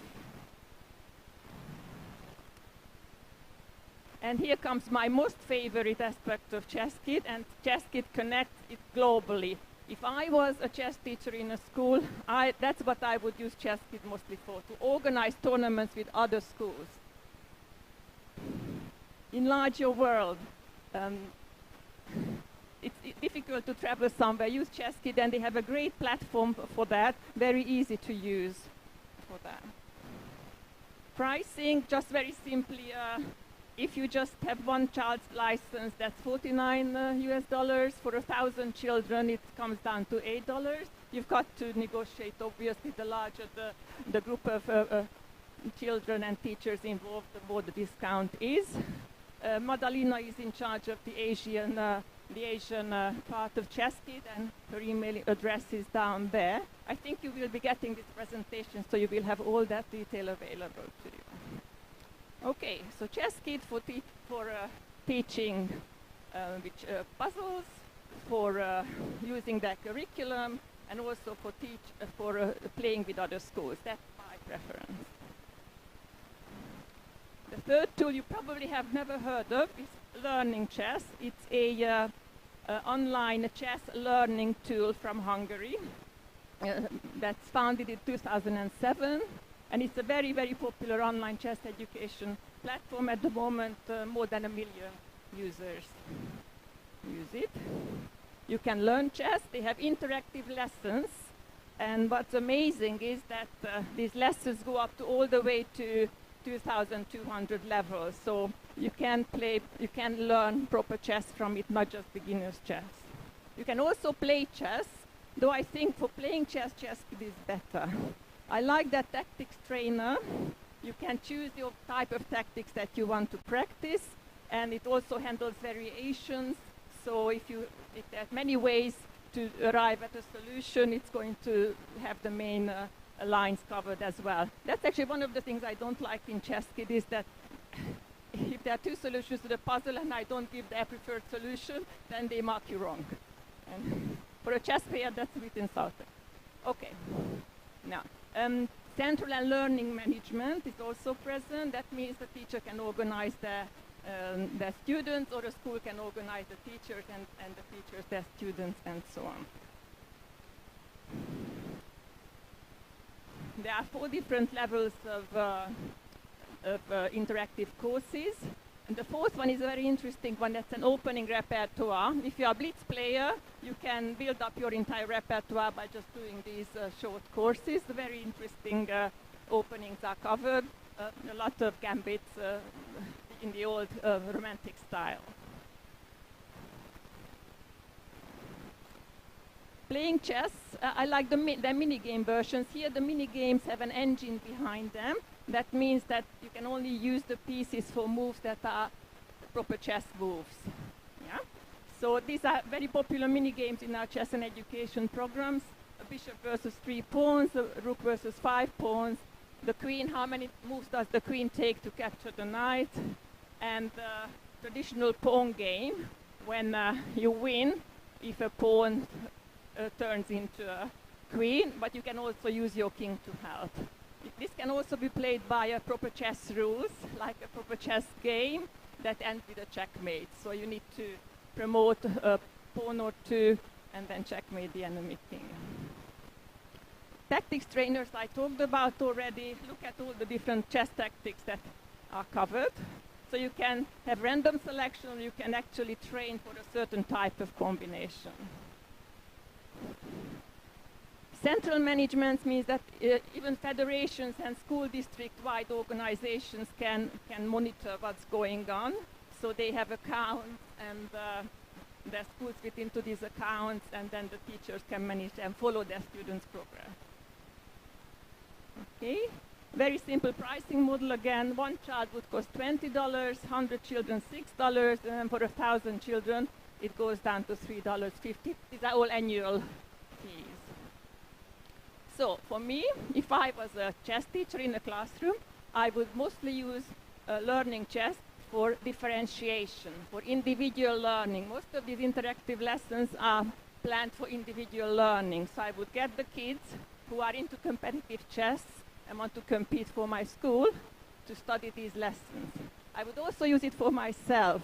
I think every teacher needs self-development. If you're a teacher in school and you teach chess, you need to improve your chess a little bit. And this is an excellent tool for improving your chess.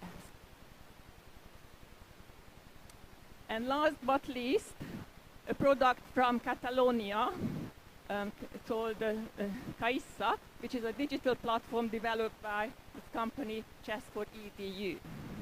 It simply contains 64 mini-games, one for each square of the classroom. And these mini-games you can play against AI, you can play against your classmates, and it can also be timed. So you can play 5 minutes game, 10 minutes game, and so on. There is learning management option here as well, which is the teacher being able to monitor children's performance and their results. Even student reports.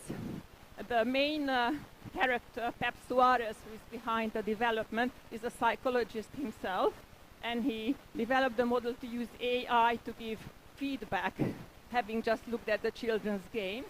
And its feedback indicators on the children's motivation, anxiety, and so on. So that's very, very interesting. That's a new concept I haven't heard anyone else doing. And multilingual, of course, like most of these tools are already multilingual. It's just an example of all the mini games you can play. These are all in Catalan, but just take a quick look at the pictures. So this is the starting position, and then the kids play each other or they play against an opponent. Some of these are one player, so not really mini games, they are investigations, like when you, I think we haven't got any here, but when you have to collect a certain number of points, and you can play it alone, and it's not, you don't win or lose, but you just have a score at the end. Pairing, they have a very sophisticated pairing system. One pupil can challenge the other pupil, and the other pupil can either reject the offer or accept it and play. Here is a game in progress. You can see the timer on front, on the top and at the bottom. The top one is POT, so it's an artificial intelligence. It's the machine that is playing, and all the games of this pawn game I displayed there. And here are the contact people, Pep, the psychologist friend of mine I talked to you about. And the main technical guy is Fran, and Irene is more into the marketing side. So to summarize, if I was a teacher in a school, I would use KazChess for occasional playing of mini games when I want children not to play together, but I want them to play a timed game, I would use this for them, and I would also probably give it to them for homework to play, and that's the most wonderful homework when you just have to play somebody else. Right, that's it from me. So here are the 4 platforms. Please use them sparingly, and use them wisely.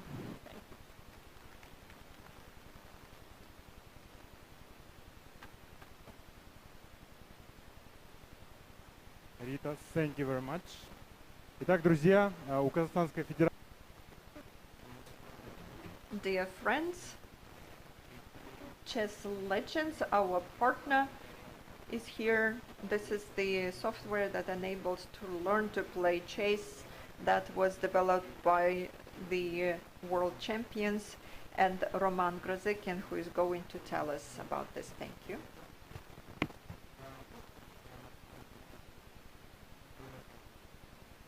Thank you so much. Can you hear me? I'm glad to welcome all of you. My name is Roman. This is the last presentation before the large break, and you're going to have some rest after me, so I will not keep you too long. But before starting, I would like to ask, we have a big conference dedicated to chess. Let's be honest and answer those who can play chess. Raise your hand. More than I expected. Who play chess regularly, like every week? Less people. Okay, if anybody has a degree or a master in sports, oh, wow. I really envy you, because my journey in chess ended long ago when I was a child. It was my grandfather who brought me to play chess, and I was around 8 years old back in time. And I was so involved and engaged, but then I understand that there was nobody to play with. And I started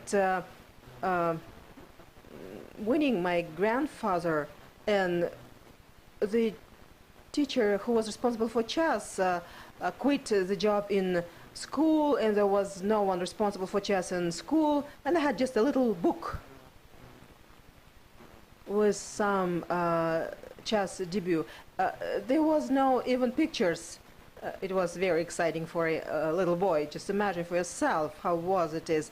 And when I was invited to join the Kazakh startup Chess Legends, I was so excited, because they set a task to produce the best tools to teach how to play chess. And I was excited about the mission, because initially we didn't decide to popularize, to make the chess very visible or accessible, because, like, for myself, there was no computer access or internet access. Our job was to learn from best grandmasters, best trainers, world champions, and so on. And we achieved this goal by following means. Chess Legends include 2 products. Same name, mobile application, where you can learn how to play chess at your own pace and then practice your skills. And the tool for chess chess class. So the application Chess Legends is aimed for both adults and children, and they could be children of different age, from different countries, and it is adaptable or adaptive application. You join the game, you then start playing, and the application learns that you are doing good in this, and then we can make a bit harder for you. Or if you are lacking this skill, the chatbot will help you with some other tips and hints. And just 1.5 years, we managed to create 350 video classes with Boris Gelfeld, Mr. Kramnik, Evgeny Vladimir, who is the best trainer of Asia according to FIDE, and our best resource expert. Apart from that, this platform is accessible at the most popular search engines like operational systems like iOS or Android. 30,000 plus users from 116 countries. You can download, play for yourself, or play with users from India and United States. Indians like the chess very much. We want to improve both education side and the game side of play side of this game. As for chess class platform, we talked a lot how important it is to include chess into the educational progress. We also talked about the challenges that we encounter when we introduce chess in curricula.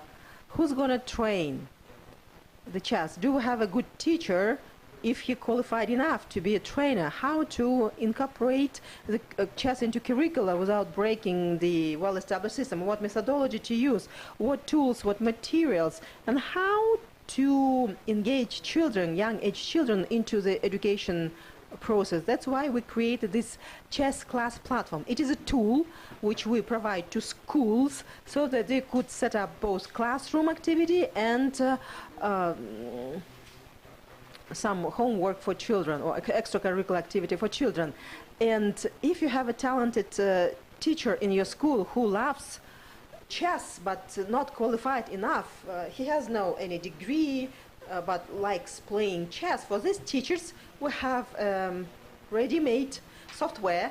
When a teacher following the guidelines lesson by lesson, using the available content, prepared classes, prepared homework, then teaching children, the teacher can improve his or her skills. If there is a talented trainer in your school who knows how to play chess very well, who tells, give me a class, I will make them champions, that's great. Our platform offers a teacher an access to the library with different topics, with different levels, and then the teacher, having his own methodology, can use our content to reinforce his or her methodology so that to engage more school children and give additional information like understanding the games. They have special tool to analyze the chess game. This is how we make a life of teachers easier to engage children, and we offer schools a tool to monitor the performance and program. And Mr. Darmen Sadvakasov was telling that together with Kazakhstan Chess Federation last year they introduced a pilot in 42 schools, and this is where we introduced chess class in these schools. And it was this platform, chess class, that is used currently by teachers, not now because it's summer recess, but most likely children use because they still have an access through their personal accounts. And this year we're planning to process 700 applications. 300 plus schools confirmed their request, and we want to grow across Kazakhstan. But chess class, apart from platform, it is a teaching aid. It's like a manual. We didn't expect such an agitation around our manuals and textbooks. If we knew that you want to buy here on the spot, we would print out more and give it for free. We just printed some demonstration pieces to just showcase you. It's like textbook, manuals, guidelines, workbooks. They are certified by the Ministry of Education of Kazakhstan, and at this moment it's almost finished manual for the second grade school children, and we are about to get a certification process. But the most exciting thing about this whole story, Chess Legends, is that the company and all the products are produced here in Kazakhstan. Yes, I'm not from Kazakhstan, honestly. I'm the only in the company. I was invited as an expert to promote and develop the products, and it's an irony that I'm here standing in front of you, but the idea of creating such products and engaging famous champions belongs to Darmen Sadvakasov. He was the one to convene all the people. Let's give a round of applause to him.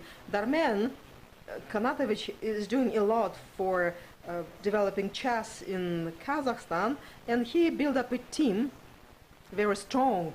We have staff member of Twitter, and we produce these products here in Almaty. We invest a lot.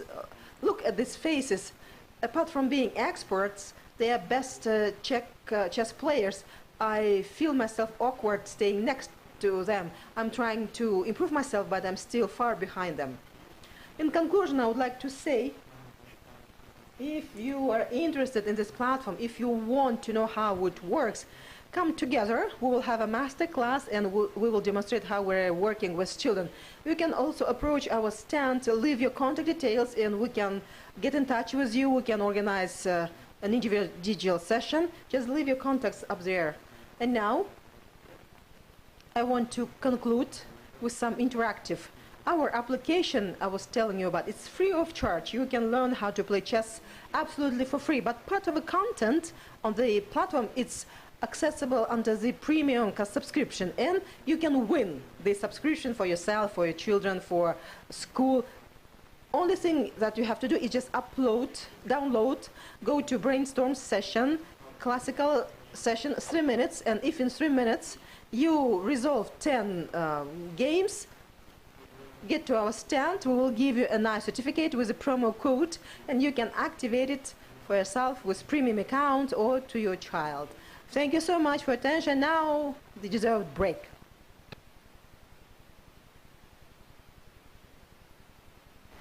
Thank you so much, Roman, for inspiring speech. Well, indeed, very useful application. I'm one who learned how to play chess using Chess Legend application. Now we announce a break. In 1 hour, we will see you back, 3:15 local time. We will start the next presentation. Be on time. 15-ке дейін үзіліс жарияланады. Баршаңызға рахмет. Same info in Kazakh language. 3:15 is time when you get back. Get some rest, get some food. See you soon in 1 hour.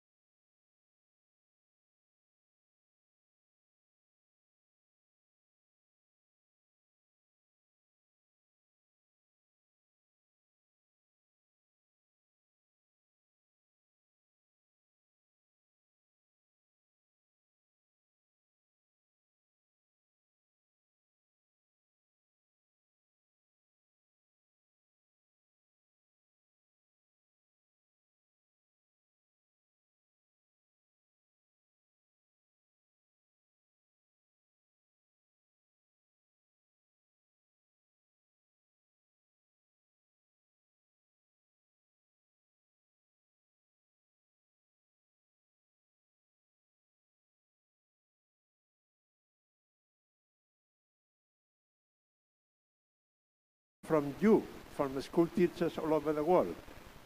I have trained more than 30,000 school teachers in many different countries.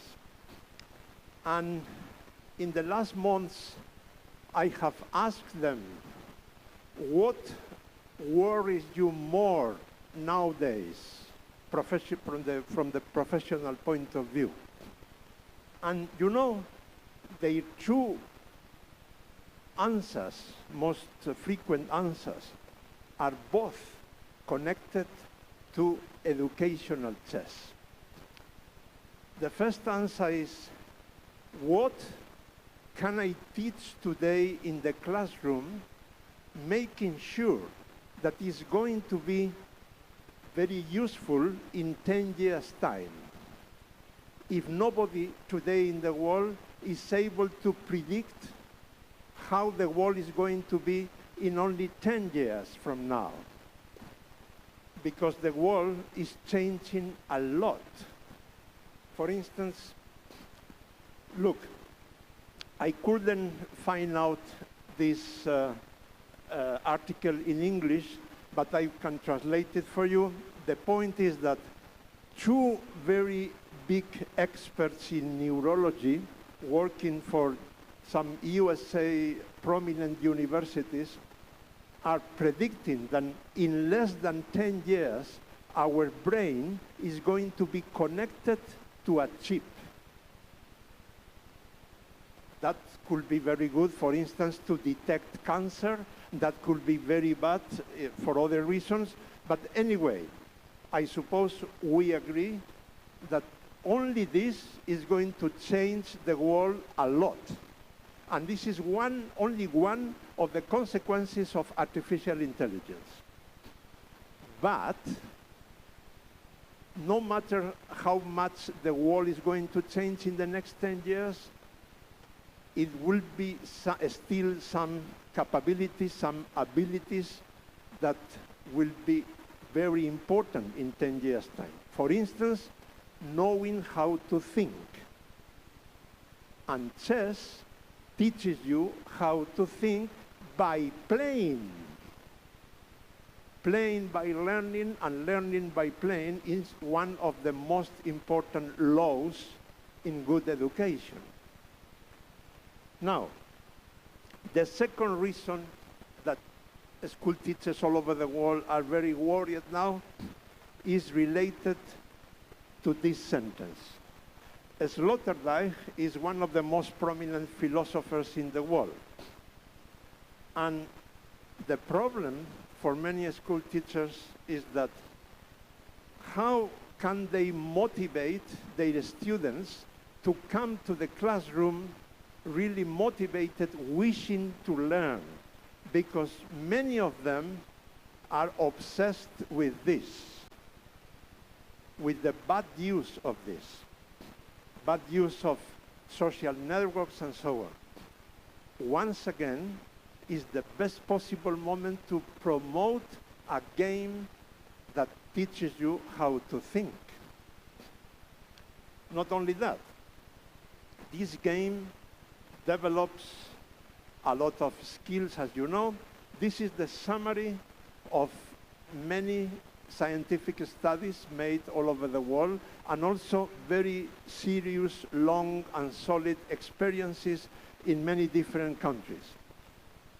The students who are playing chess, or, very important, their school teachers are using chess as an educational tool with them, are developing more their intelligence in general, but particularly emotional intelligence. As you know, emotional intelligence is a very important field today in the 21st century in education. And they are also getting better rates in general, but especially in maths and reading.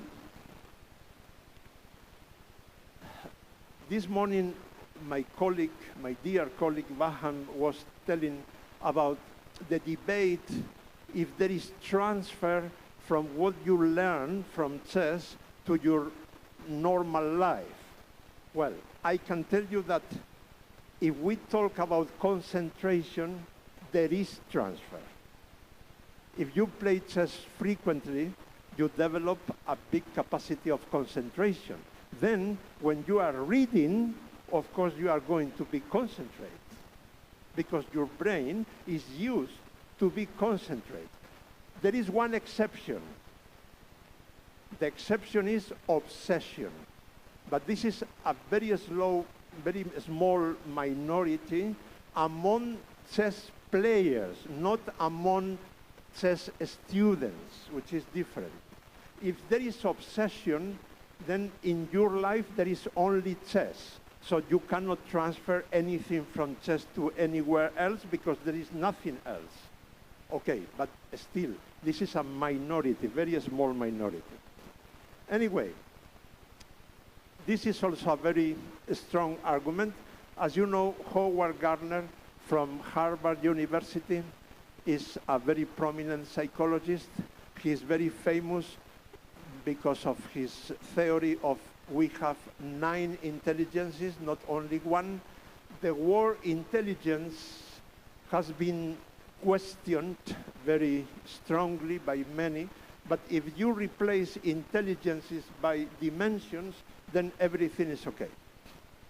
So, chess develops at least 6 out of 9 intelligences, but if you use chess with preschool children from 2 to 5 years old, combined with music and dancing in a floor square board, then you are also working on the musical and body intelligence.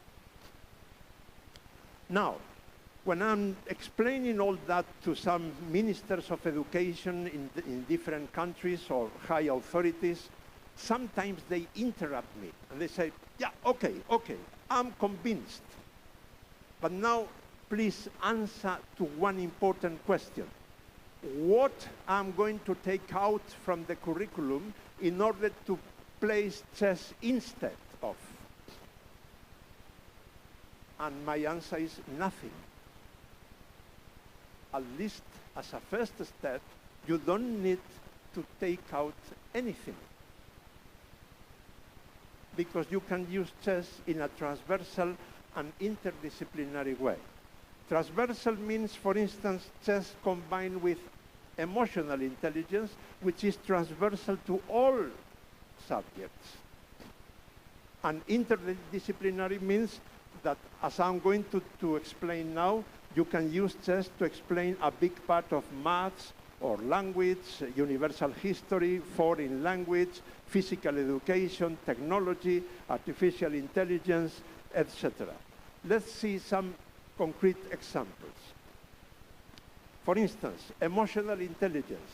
There is a parallelism between how the chess player brain is working in 2 fields, cognitive and emotional. Cognitive, observe, think, decide.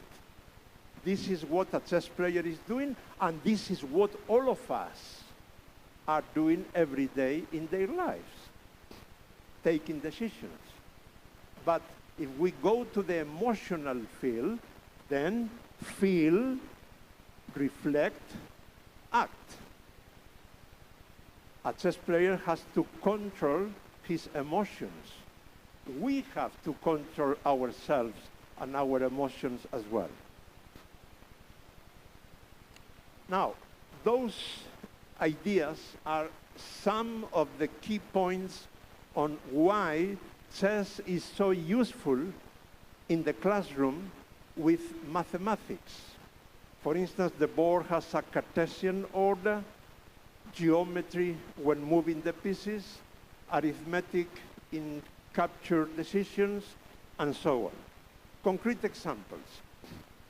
As this is the siesta hour, I don't want you to have siesta now here, so some interaction, some questions.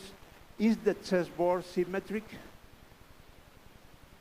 Yes? Somebody disagrees? Everybody agrees? It depends. I have an advantage student here. It depends. It depends on what? It depends on the axis. Because if the axis is horizontal or vertical, the corner square's color is different. So if you fold the chessboard horizontally or vertically, there is no symmetry. But if you fold the chessboard in diagonal, there is symmetry. In less than a minute, I have explained a quite complex concept using just a naked chessboard, no pieces. Now, a question for you. How much chess do you need to know to explain this? Nothing. So, chess is very difficult, only for very clever people. Rubbish. Of course, being a chess grandmaster is very difficult, but using chess as a pedagogical tool is absolutely easy. Now, I like that one very much. Probably for more than 90% of people here, when you think on a rectangle, you are seeing something like this. This is a rectangle, okay? Now, if we give a bishop to a 7-year-old girl or boy who just knows that the bishop moves diagonally, then in 2 seconds, in 2 seconds we have a inclinated rectangle. Then the school teacher can show several interesting things. For instance, don't look only for right rectangles, because sometimes can be inclinated. By extension, many geometrical figures can be inclinated as well. And the most important one, you are not the center of the wall, and everything has to be adapted to you. And if you have to put yourself like this in order to understand that this is a rectangle, you don't wait until somebody puts the rectangle right to say that that is a rectangle. Those are parallels very easy, but the chessboard helps you to understand that those are also parallels. Now, another question for you. How many squares do we have in a chessboard 8 by 8? 64, but the chessboard itself is squared, so 65. No, many more, because we have all the 2 by 2, all the 3 by 3, 4 by 4, etc. We have 204 altogether. How to make a circumference in a square board? You place a knight in the middle. The knight moves making a L always. So then you connect all the jumps from that knight, and you have a circumference. Or how to make a 3-dimension draw in a square board. Well, that knight, the black knight, can jump to this square, to B4, in many different ways. And then you are creating a 3-dimension figure.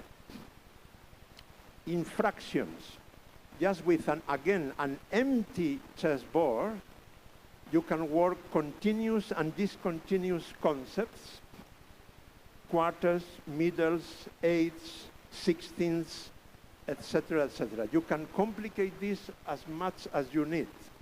Or you can work abstract intelligence by replacing numbers by pieces initials. If the rook value is 5, the queen 10, and the knight 3, 5 plus 10 plus 3 is 18.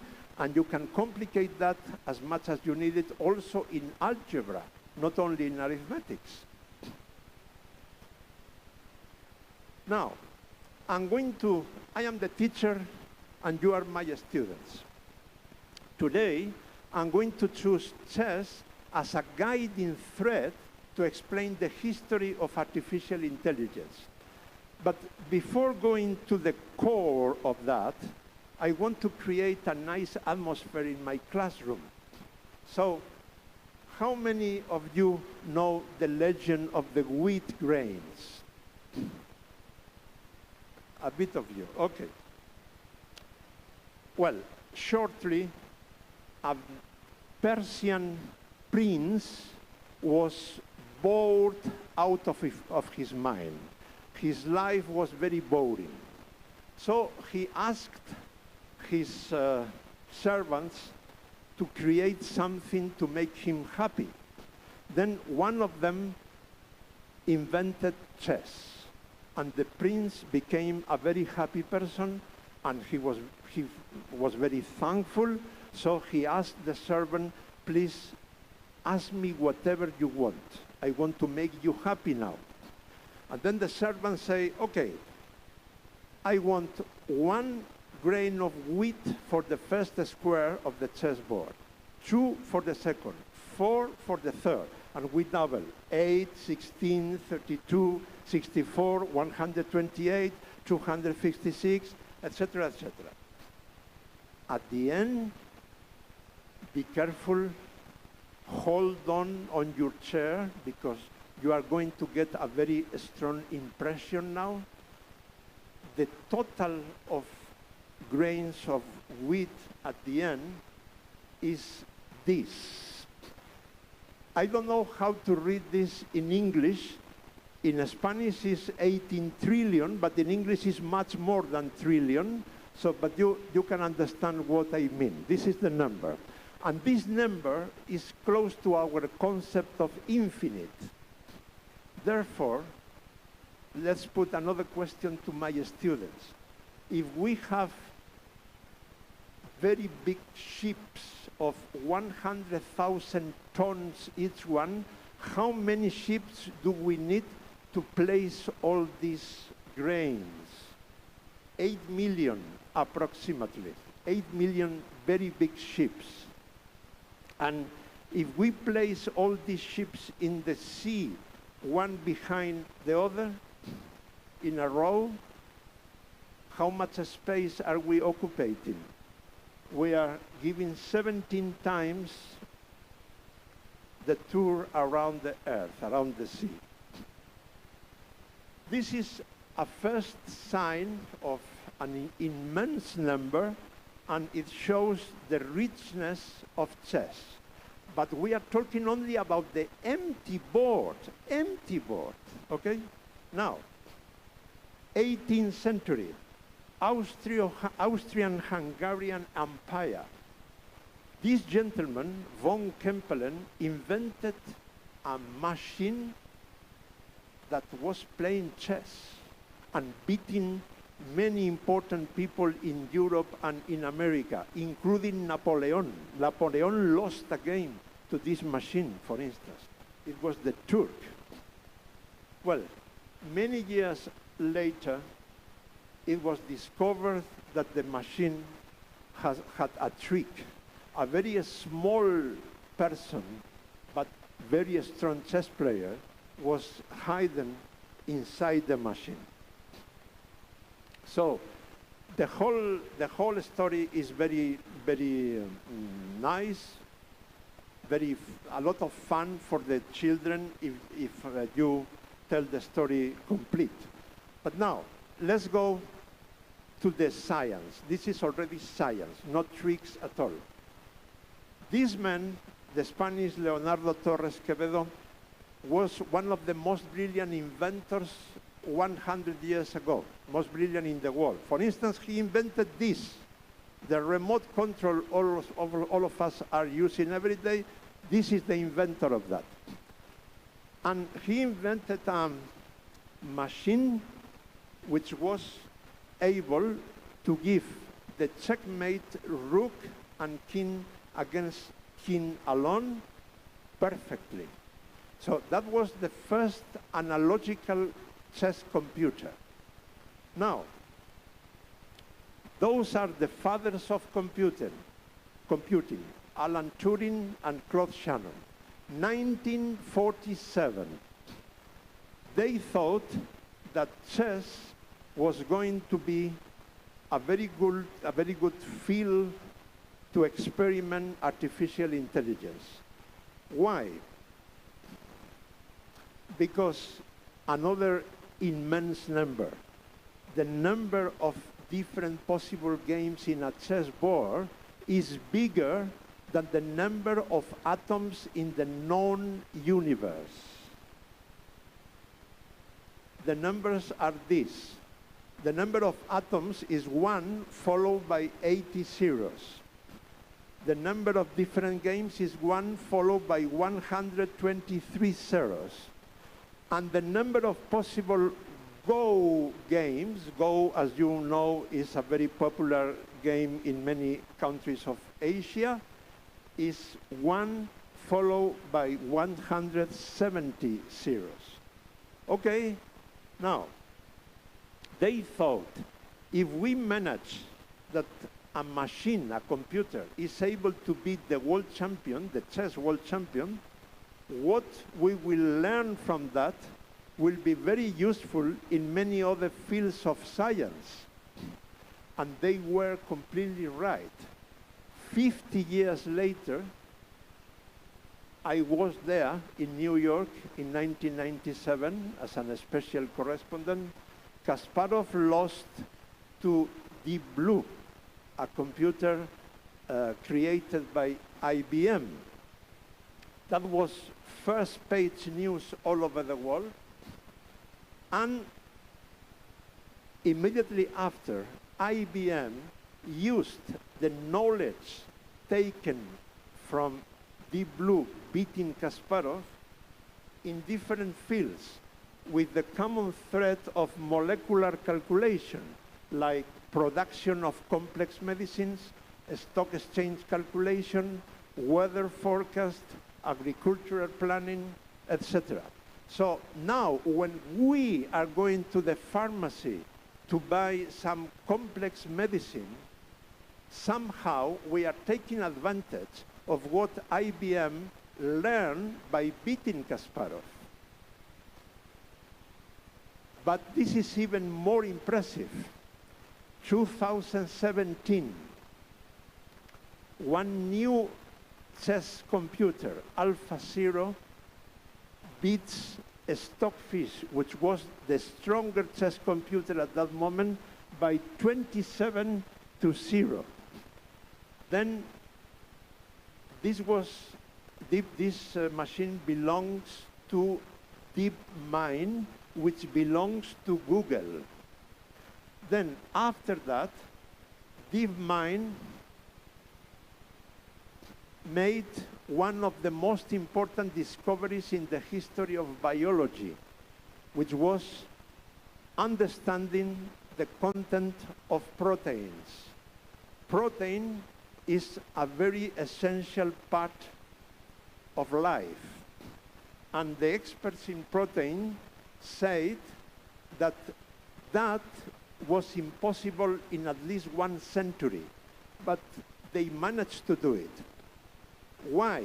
Because proteins are made by amino acids, and the number of possible combinations of amino acids inside a protein is a very big one as well.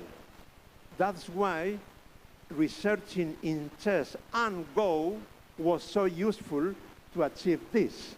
And why is this so important? Well, look, just 2 examples.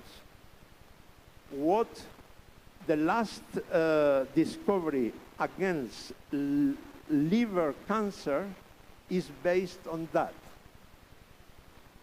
And the last discovery, another field is antidepressant medicines also. And now I'm sure that thousands several thousand of researchers all over the world are very close to make new discoveries in many different parts of important science. Now, I am very close to finish, but I want to show you this photo, and every time I'm seeing this photo, I get in tears, almost. This is in order to show you how difficult it is for you, the school teachers, to use chess as an educational tool. This is Cameroon in Africa. I was hired by the company owning this school to give a workshop of 14 hours, 14 hours, to a group of school teachers. The very first day, I said, hello. They were about 30 school teachers. I said, hello, how are you? How many of you know how to play chess? Nobody. Second question, how many of you know what chess is? Two out of 30. This photo is 24 hours later, after only 4 hours with me in the school, in the workshop. The preschool teacher was using chess to work psychomotricity in a giant floor chess board, combining chess with music and dancing. I think everybody of you is able to do this. It's not difficult at all.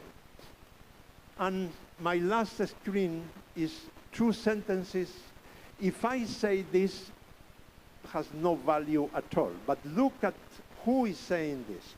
Is the principal of a very prominent private school in Madrid, where they are using chess as a transversal and interdisciplinary tool in the curriculum for 26 years in a row. And in an interview with a Spanish TV, she said, there is no other activity as powerful as chess in preschool or primary because of the number of neuronal connections it produces, and internet teaches all the rivers and lakes of the world, but chess teaches how to think.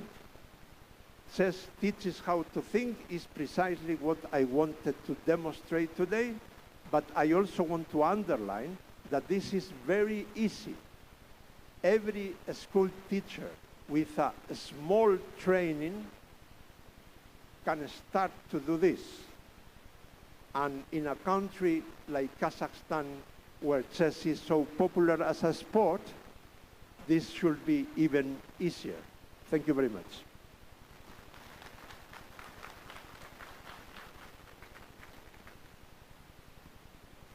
Mr. Garcia. Mr. Garcia, thank you so much. Now we will give the floor to the expert from Turkey, please.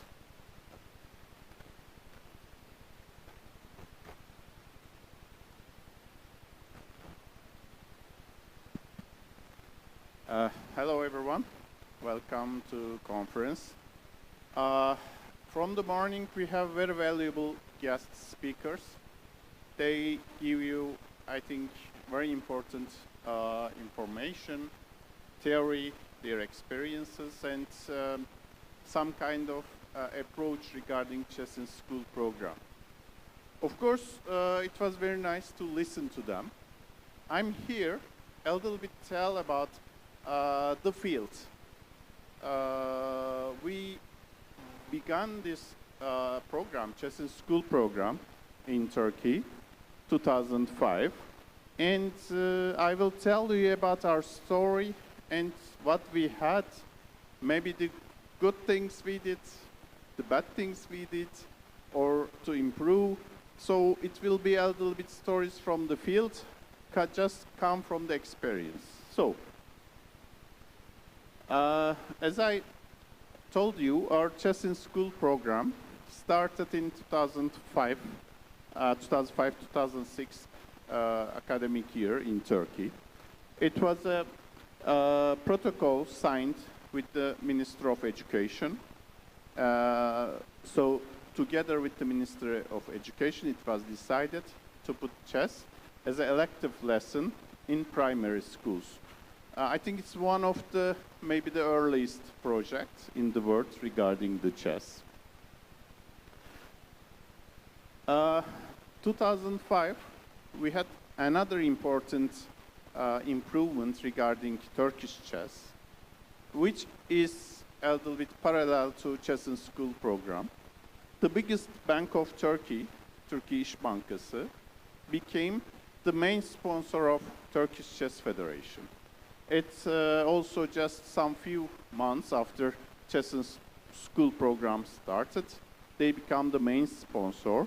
And I will tell you why also to work with a sponsor, very good sponsor, and strong sponsor in this program helps us for our future. Of course, I will tell you a story from 20 years and step by step. Of course, when you sign the protocol, this is just a start. Now you need trainers, but of course, teachers is most of you like here. In Turkey, it was a challenge because it's decided to be an elective lesson as much as school as in all over the Turkey. So what we shall do is quickly to make trainings and to teach chess or to improve our trainers in the schools, which is we call first category trainers. In Turkey, we had 4 categories, and the first category is the trainers or teachers just teaching chess to kids. So, but we were lucky because the teachers were the most valuable part of this Chess in School program. Because without you, it will not work, of course. So, in Turkey, in here, Kazakhstan, as we listen, it's going step by step. I mean, 40 schools, then it will 300, then it will go back, which is a little bit more, you have time and strategical planning. But in Turkey, it was started like that. So we just gave trainings to teachers. And most of them even don't know chess. Some of them know chess, but we have nothing to do. So we started like that. Of course, the second thing is the curriculum. You need to prepare a curriculum for the first grade and maybe the second year, and also teacher's book for this curriculum. So we also prepared this. Then the publication of these books and to sending it to everywhere in Turkey. And of course, you need chess materials, because in one time you need maybe thousands of people, thousands of students that you have to teach chess in schools.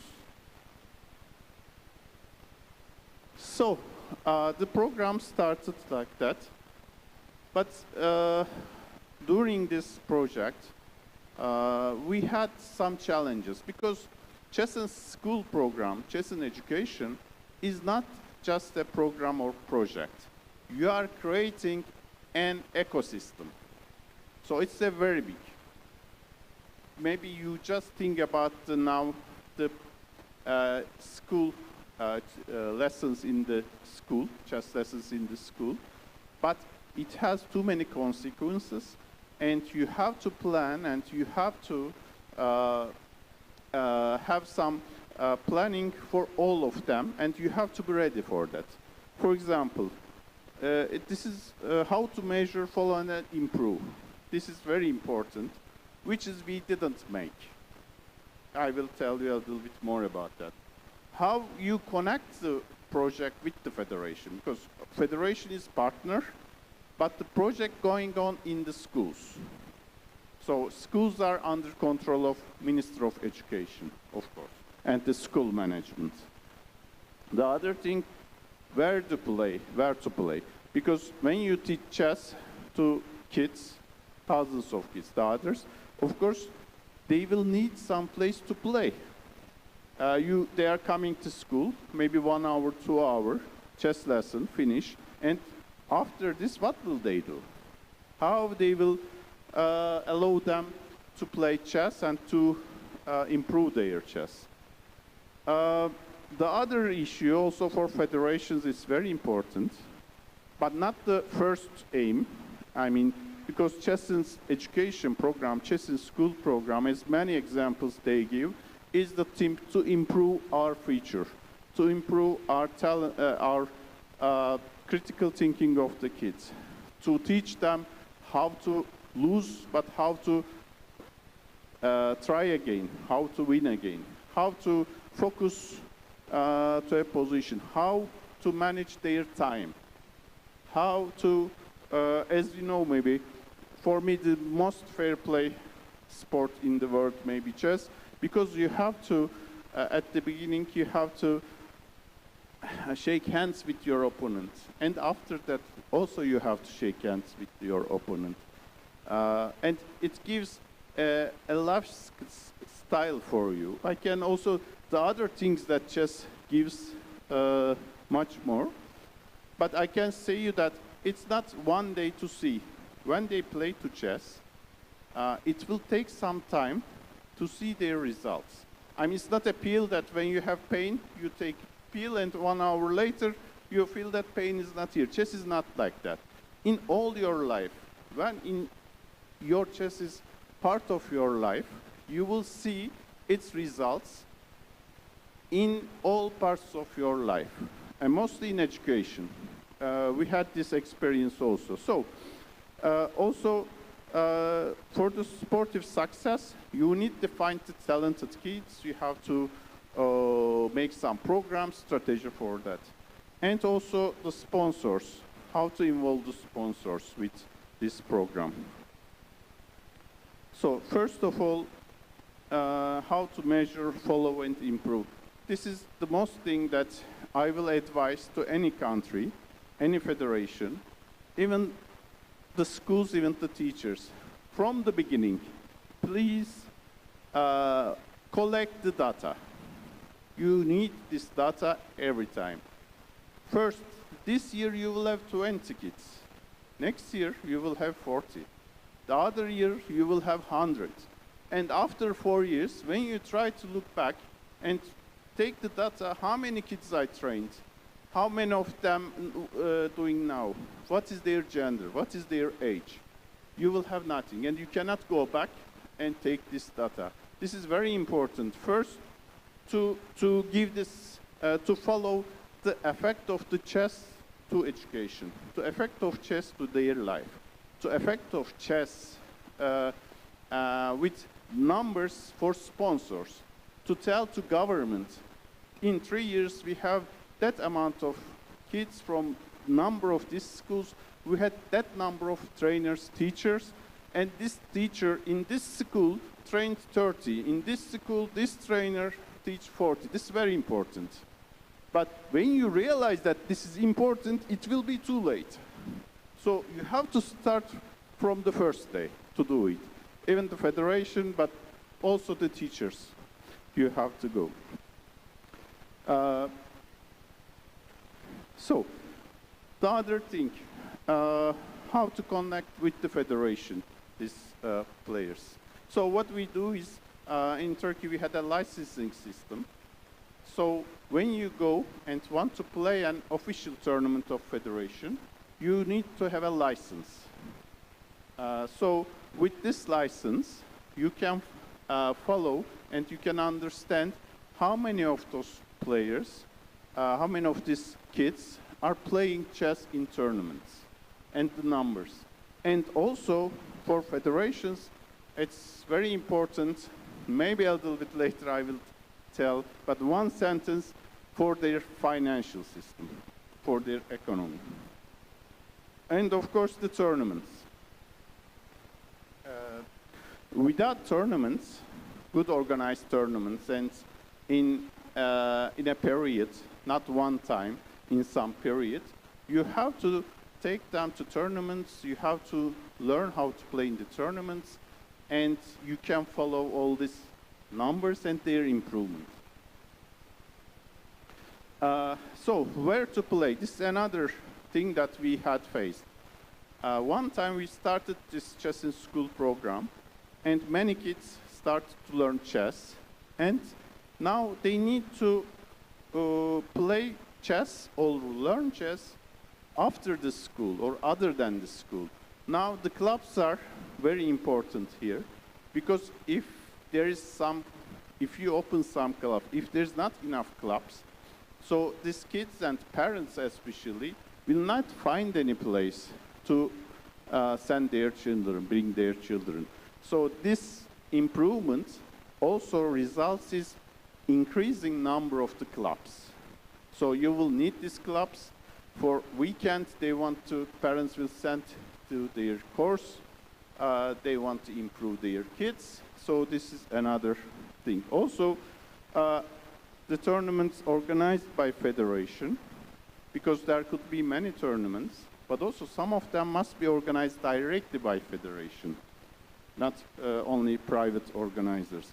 And of course, you saw some online platforms. Of course, at our time, we don't have that much online platforms, nothing. What we do, we made an agreement with Play Chess at that time. We open a Turkish chess part, and when they have a license, we give them free membership to Play Chess in Turkey. So we connected chess in school program with federation and online playing. That was some part. Of course, it wasn't that much, good platforms and options at that time, but at that time we had this option, so we tried to find a way and we used this option. So this is another issue. Maybe you are not much related with this as teachers, but also it's also related with your work and in future work in chess in school program, because think that 100,000 kids learn chess. I told you, our first aim is not to have good chess players, but even 10 out of 100,000 were talented players, you will have 10 very good players. Of course, it's a very good number, but it could be more. So, but there must be a strategy that to find them, to take them by federation, to follow them, to give them, to manage their careers, chess career also, together with their educational life, to make them a good player. As Garcia told, to be a grandmaster, maybe the most difficult things, you need time, you need to work, you need to have a good management of your chess career, trainers. You have to in contact with always with the parents and everything. So that could be another important issue that federations take into care. And I will give some more examples to you, how it affects also chess. So, how to involve sponsors, like İşbank. So I will tell you that the sponsors, especially finance companies, insurance companies, others, want to reach the schools, want to reach the kids. Because when you reach the kids, you will reach their parents. And this is very important also for that. Chess in School program will help you to find many sponsors, or at least very good sponsors. And you can make some projects in the schools, which is very difficult in generally. In our country, to make a project in school is very difficult. But by the help of this program, sponsors and federation, they can also a little bit touch to schools. Of course, these tournaments, I will give these things. Social projects, chess also needs to have support with some social projects. I will go a little bit fast. And of course, PR campaigns are very important. For example, what we are doing, before the year of the education, 2 weeks before or one month before, as far as I know, chess will be elective lesson in Kazakhstan, correct? Elective. So, Turkey İş Bankası, together with Federation, make advertisements in the television. Choose chess in the schools. Choose chess lesson in the schools because of that. Because of that, with some nice words, some things. Because we have to also make this effect for people, for parents. There's chess in the school, so we have to choose chess. Also, we have to go for chess. And we have also some projects. Now, regarding sponsors, this is one of the good examples. After we had main sponsor with Turkey İş Bankası, the project started to open chess classes in the government schools. Every year, some number of the schools, with the sponsorship of Turkish İş Bankası, we opened chess classes in schools. Now, if you think that there's around 60,000 schools in Turkey now, government schools, now we have nearly half of them, we have chess schools. What chess classes? What I mean with chess classes, you send a number of chess sets, a demonstration board, and books to the schools that want free. But the important thing now, we didn't follow them in the first years. So we sent the chess sets, we sent the books, demonstration boards, but we don't know how many of them still in these schools, how many of them using them, and how many kids are educated with them. So I'm telling also these parts and the other parts because there's this experience that we have to share with you. But after a time, when we realized this, we made a web page, and with this web page under Turkish Chess Federation, schools who want chess classes must apply online from this website about their name of the school, all these details. There's an application form here they have to do. So then after that, we become the online procedure. But still, the results, I cannot see the numbers, honestly. But in fact, it's a good project, I can tell you. This is some pictures about these chess classes. As you see, there's books, chess sets, and demonstration table. This is one more. I put some photos because of to see the happiness of the kids in their face. We have to create this happiness when they touch chess. This is the critical way in chess in school program, chess in education. And also, you have to have some social projects, other things. So we made a special projects with visually impaired children. And there's 17 schools there was in Turkey. And with Turkey İş Bankası, we prepared special chess sets, chess books, voice also chess book for these books, and we started this program. Now, after chess school program, we have more than 1 million licensed players. They are active or the passive, but they are at least licensed. The reason is chess school program, education program. We have more than 90,000 trainers. 95% of them is first level teachers. The trainers or first level teachers that teach chess in their schools.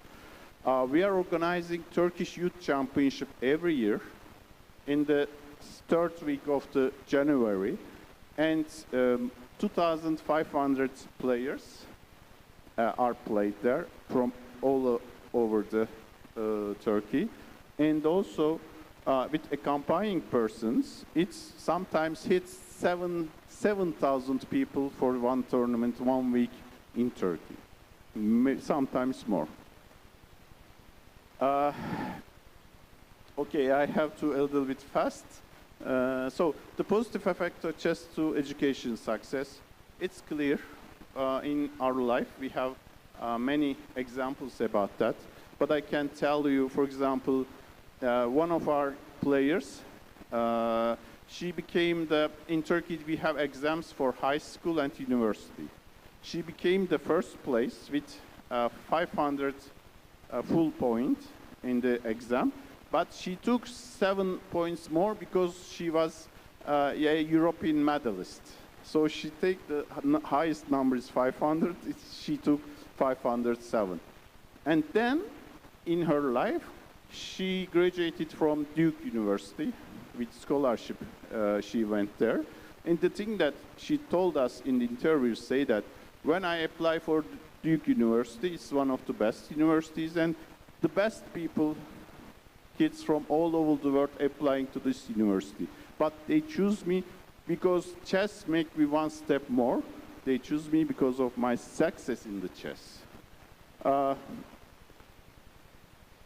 Also, time management, I can't tell you many stories, but a new, for example, Stars of Us, he's not going to school maybe 2 months, 3 months, a year, because of the tournaments and camps, but she's one of the best in his school and in his class.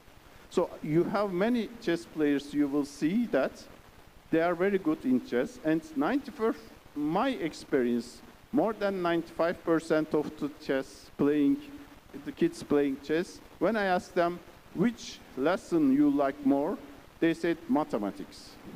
And most of them successful on mathematics, and more than 95 like mathematics. It's very important. This is another thing.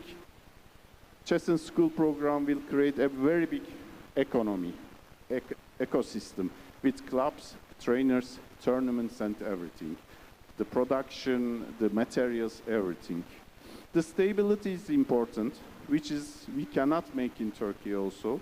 The stability is that if you start a program,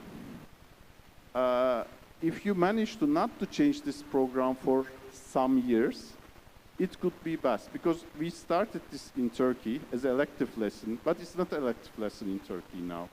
Okay, we have still coming these waves of this chess school program, but because of this, we don't have sustainability is also parallel to that, because you can first you have to have the program in the best way, but you have to have some projects to have it in 10 years, 15 years, 20 years, maybe.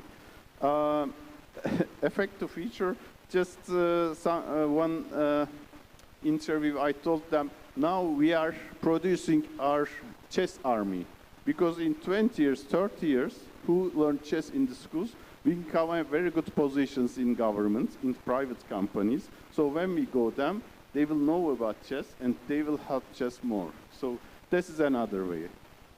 Effect to social life. In many chess players I saw become more socialized during the events, because before the chess or after the chess, not a professional level, but at that level, they like to play with their friends. They have friendships from different countries, different cities and origins, so it helps more.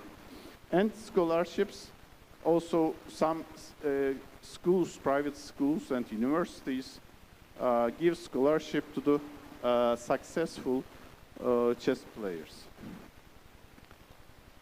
So, for my approach, I can tell you that chess school program is the most important and biggest factor for the present and future of the chess. So I wish you good luck and huge success in your program, and thank you to be here.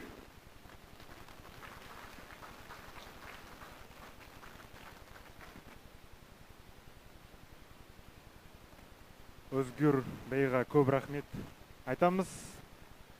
Құрметті достар. Thank you very much. Thank you and distinguished colleagues.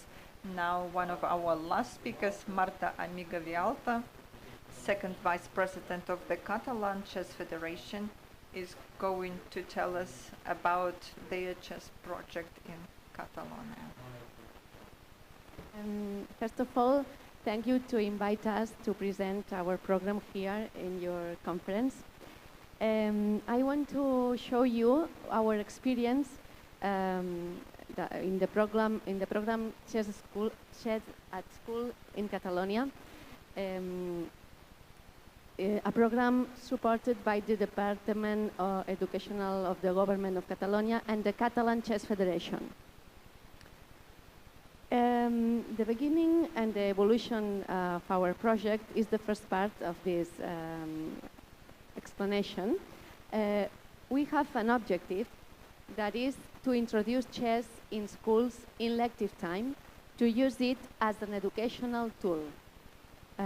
Then what it means, you know, all the day, during the day of today, we speak about the benefits of chess in education, and you can use it like a transversal tool connecting chess with maths, language, science, physical education, psychomotricity, etc., values.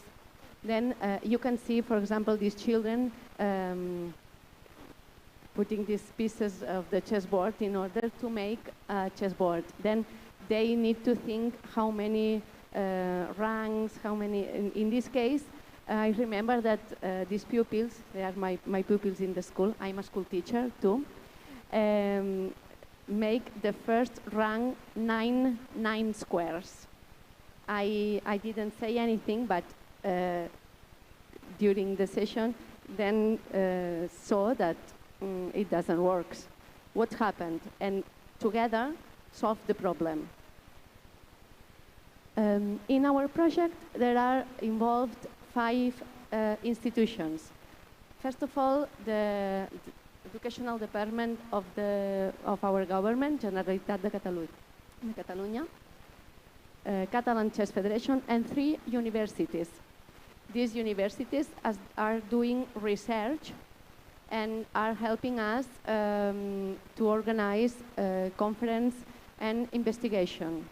Years ago, they make 3 studies, scientific studies, 2 with children who are using chess in their schools, with children who are not using chess in schools, and the results was that children who are in contact to chess every week, chess as a transversal tool, improved more than the others their skills in maths and language.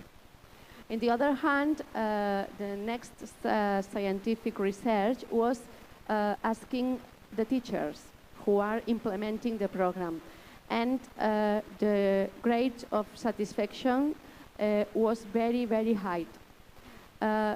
In fact, usually the schools that start to use chess in elective time as a transversal tool continue the program because they think that it's a very good tool and very economic to implement, because chess materials are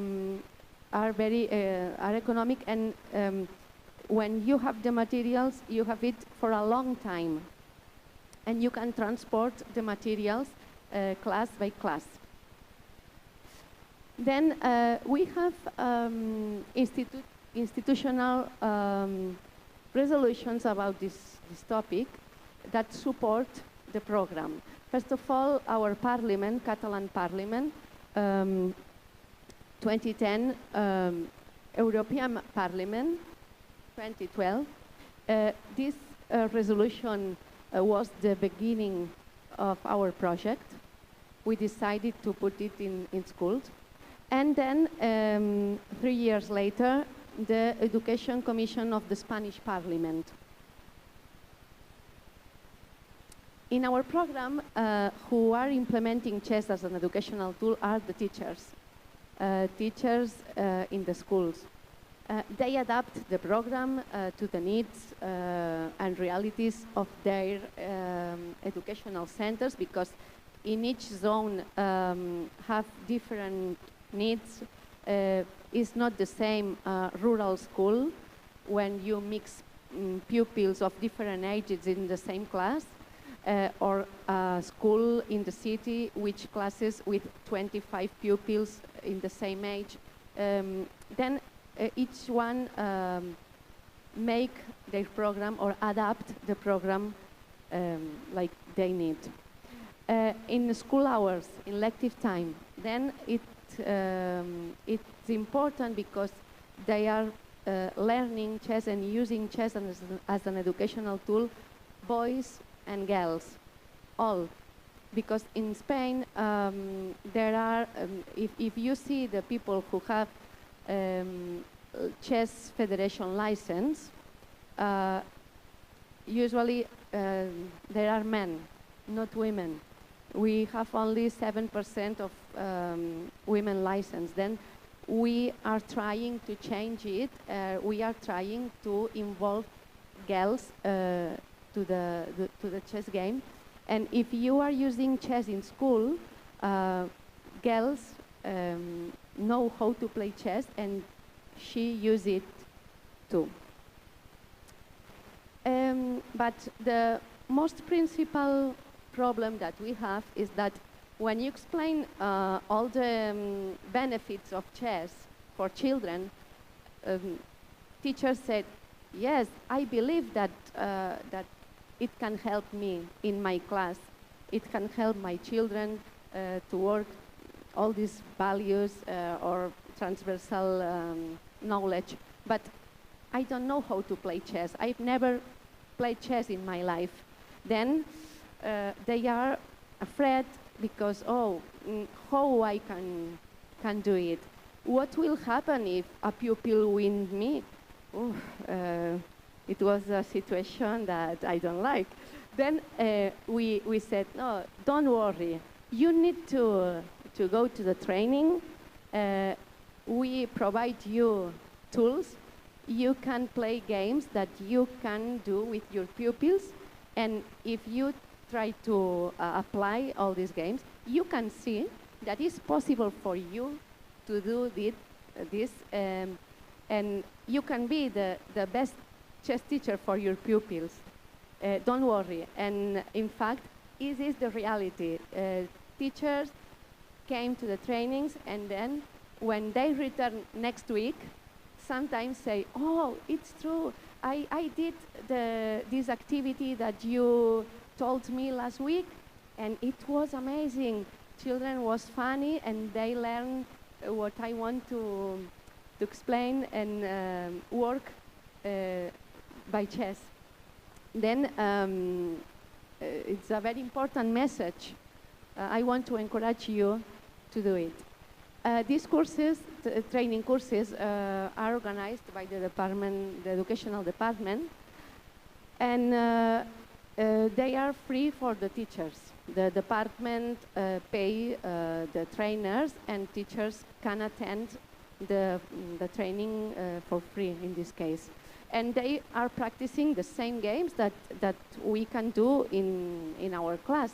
You can see here these teachers playing with, doing mathematics games with fractions of the chessboard, or here trying to solve a problem.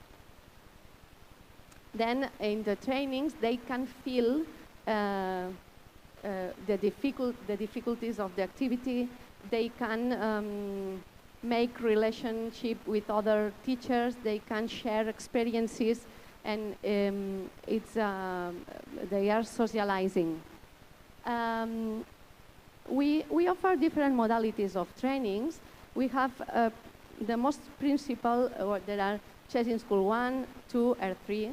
Each level is 20 hours, but then we, in the past, when we started the project, when teachers finished the 3rd level, teachers ask us, oh no, my God, and next year we don't have training because they meet each other. They are a group. They formed a team, and they ask us to continue the training, to be in contact in the future, to organize meetings together, to prepare materials together and share with other colleagues. Then we decided to create more chess, is other modality of training.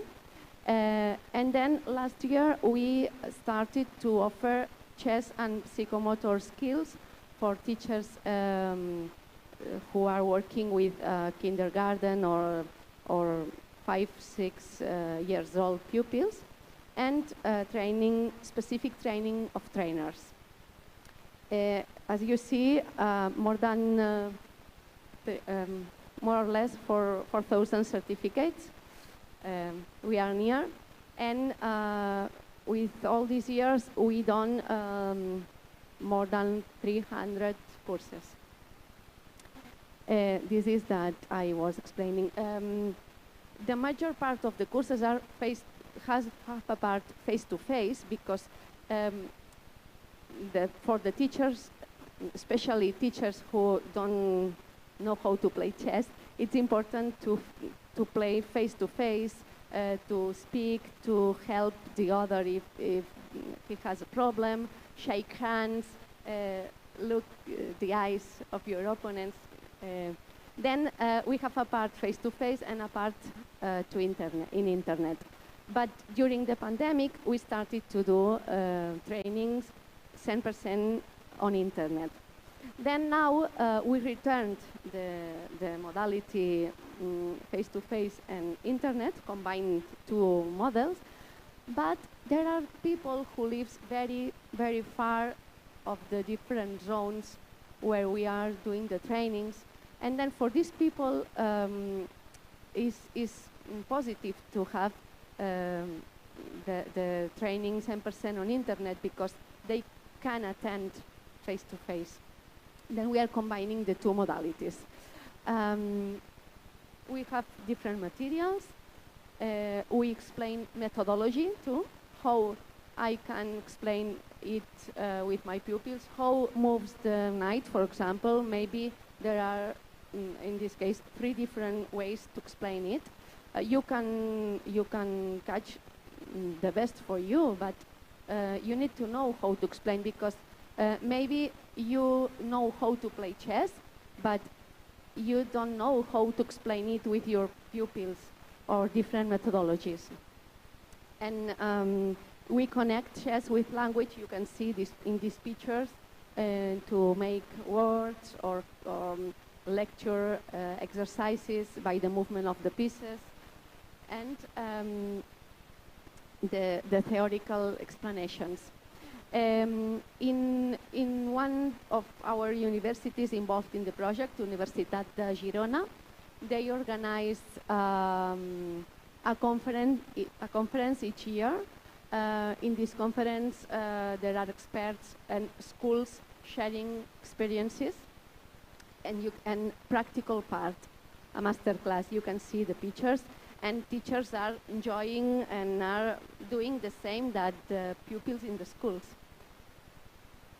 This is a space for analysis and reflection, creation and new materials. This is training trainer meetings that we are doing every year to analyze how the project is developing, to analyze how to increase the participants, or how to be better next year, and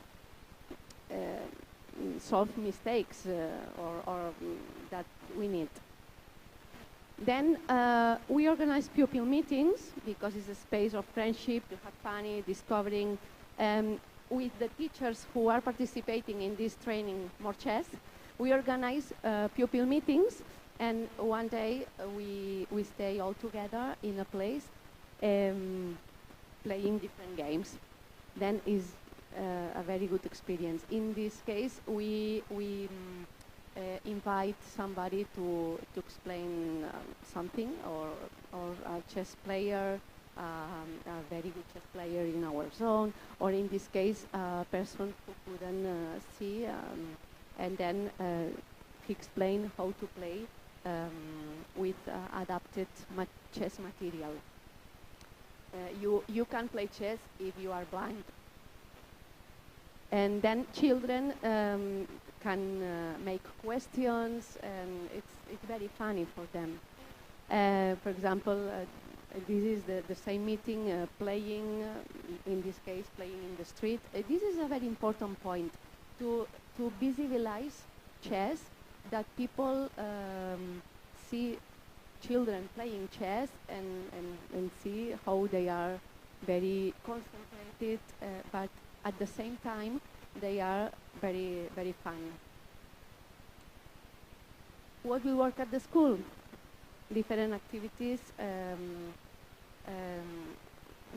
connected by all the curricular areas that today we are commenting here. Math, language. For us, is very important to speak, to say your reflections in voice, because you are a model for your pupils. They need to learn how to think, because if you say them, you need to think, yes, but what I can think, then you are a model, and to be reflections is very important. Promote the discovery, not to say all the solutions or all the mechanisms to solve a problem or a pattern. Firstly, it's important that children try to discover it himself. Different variety in the approach to activities. It's important that not all the times the activity is asked in the same way. You need to do it more attractive for children. And mini games, STEAM. For example, in this case, you can see this chess game was designed for children in a primary school, together with pupils of the secondary school. They designed all the pieces, and they printed the pieces in a 3D print machine, and it was a very beautiful experience. Oh. Mini games and art, values. You can see different items. Singing songs, future challenges, visualize women who are playing chess, then the new technologies, with, for example, in this case, with QR code, they are playing, and with the tablet, they could see the answer that in this QR code, there are questions that they are working in the curricular materials, then you can mix all these things. And it's all. Thank you for your attention, and I hope that you will try to use chess as an educational tool.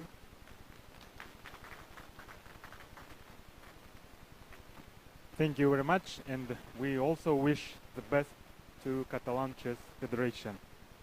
Құрметті достар, бүгінге соңғы панельдік сессия.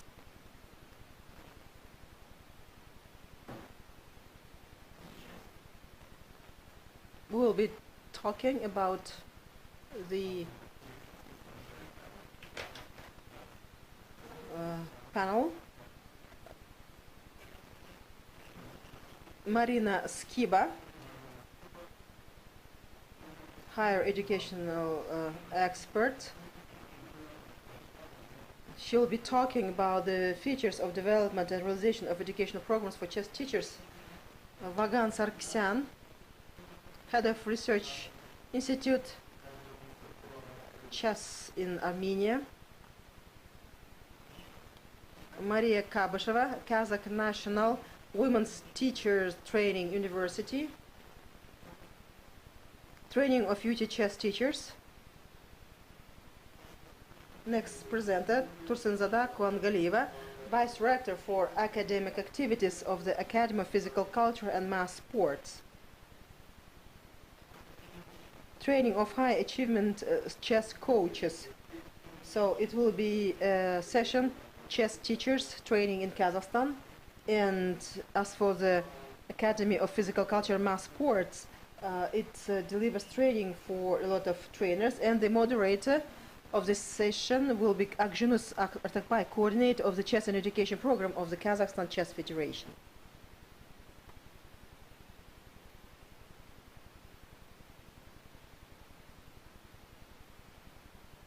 Good afternoon, dear colleagues.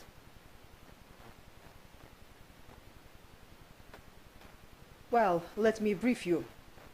We have already explained what we are doing in schools, in higher education, secondary education, and we also work in the higher education because we have a comprehensive approach.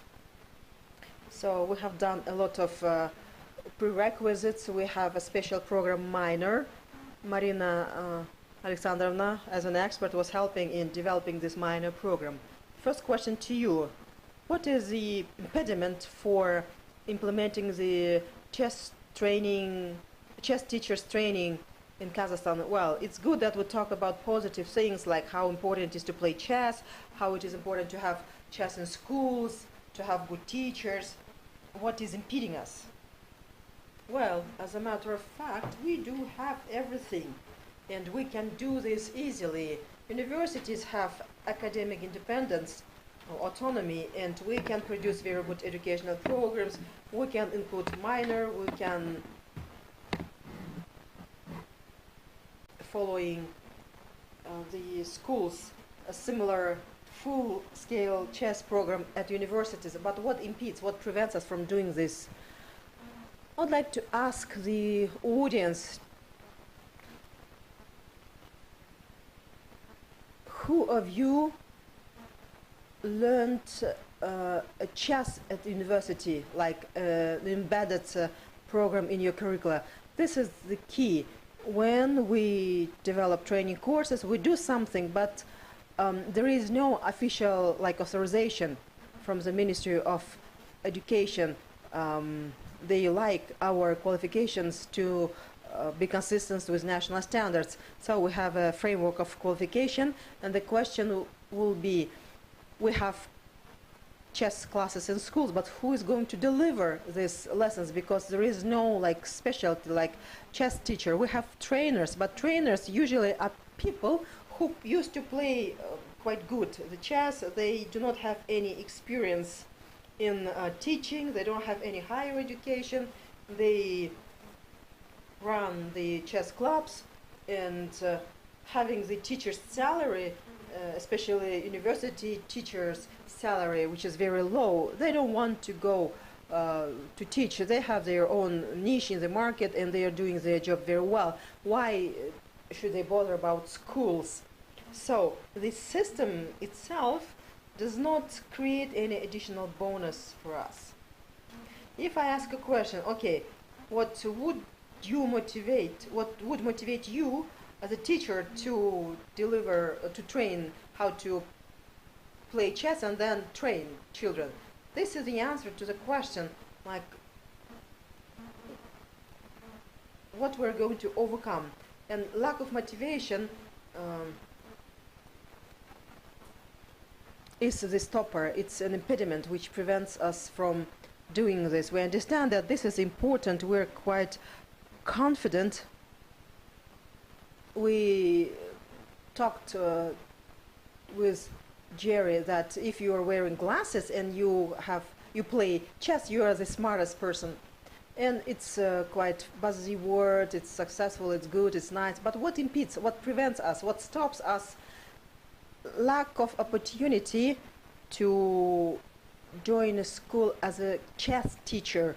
And we do have a concept of lifelong learning, continuous learning, and we can understand that it's important to learn.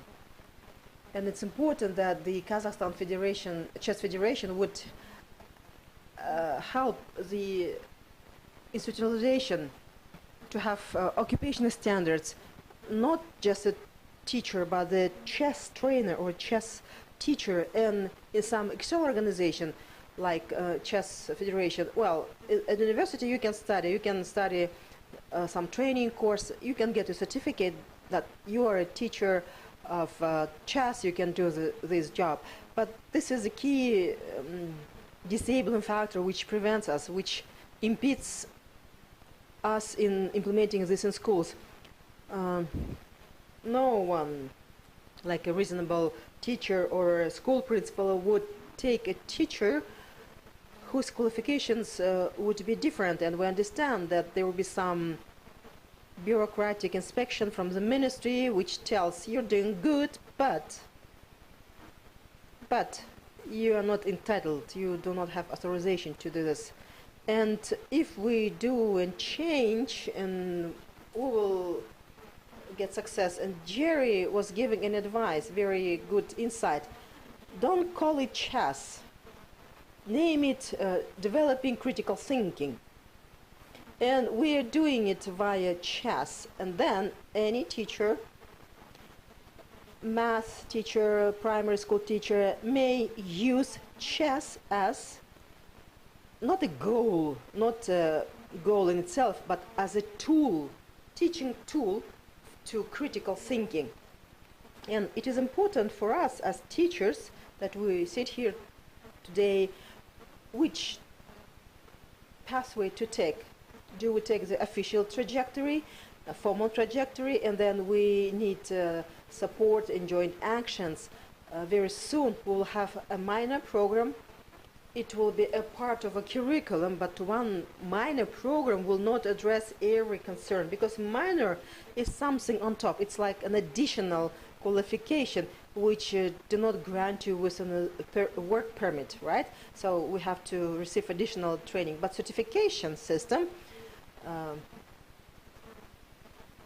having the certification on an international scale, having some teacher qualification or a training qualification, it would help us, right? And then the school principals could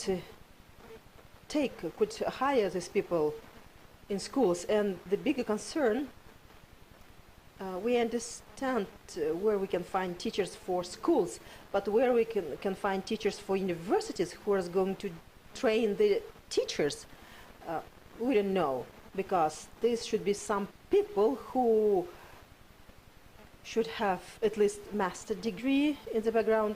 Chess should be the basic education. And in our country, you find no one. So we have an ambitious goal. There is an ambitious program. And we have to invent ways which are not a part of a regular training approach. We need to find shortcuts to have this implemented. Universities are ready to go for it, but every university I talked to and communicated with even today, universities, they say, yes, we want, but who is going to deliver this minor program in our classrooms? Because who play chess, they're successful, they're prestigious people, they are very much wanted, demanded in the market. They don't want to be involved in some bureaucratic issues of university, like syllabus, curricula, making reports, producing a lot of paper, appraising. It's even worse than at schools. And chess classrooms would also be an issue. So why bother if the chess player is doing very well without these concerns, without this headache? So this is why we talk about grants, Freedom Bank, or some study tours. Freedom Bank offers grants to regional universities. Maybe next year, Freedom Bank will offer grants to students, but subject to their chess progress. And then students would understand that they can get a grant from a Freedom Bank if they play chess. Best commercial ever. For popular specialties with a low number of state-funded university seats. for teachers, it could be not just a regular skills advancement, but if having some chess background, it could be some scholarship or a bonus. For university students, if they master chess, they can get additional bonus or go to a competition to Armenia. It doesn't mean that 100% students would go for it, right? But the opportunity will motivate students to try it. And then a matter of recognition. System of education allows to recognize the progress and grades, CAS test. You can learn English, bring your certificate of IELTS, and you would have your credits added. And if you can go to federation, receive chess training both online and offline, like on Coursera, it can be accounted to the hours of physical training, right? Physical exercise. I think it would be quite legal, legitimate. It is important to have it on the external, outside university walls, but we should have such a culture within the university, and we need to encourage universities by offering this opportunity. I know I didn't answer a question, but anyway, I think that nobody can answer a question. Yes, indeed, until we put every effort, we unlikely can achieve any consensus. Thank you very much. I'd like to know about Armenian experience. Mr. Saksan, would you please tell the story of Armenia? Good evening. I said good morning in the morning, now it's good evening time. When you asked your question, you know, Marina was telling very exciting things that I forgot the question. Thank you for clarifying the question. I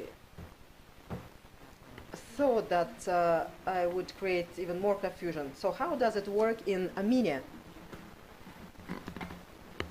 I thought that Marina was talking about Armenia, but I now understand that it's common issue. It's common concern for both Armenia and Kazakhstan, but beyond as well. I think that this goes globally. The system of education has not addressed this issue anywhere. It's an issue of statistical significance elsewhere. Since 2011 in Armenia we introduced chess in schools, and since 2012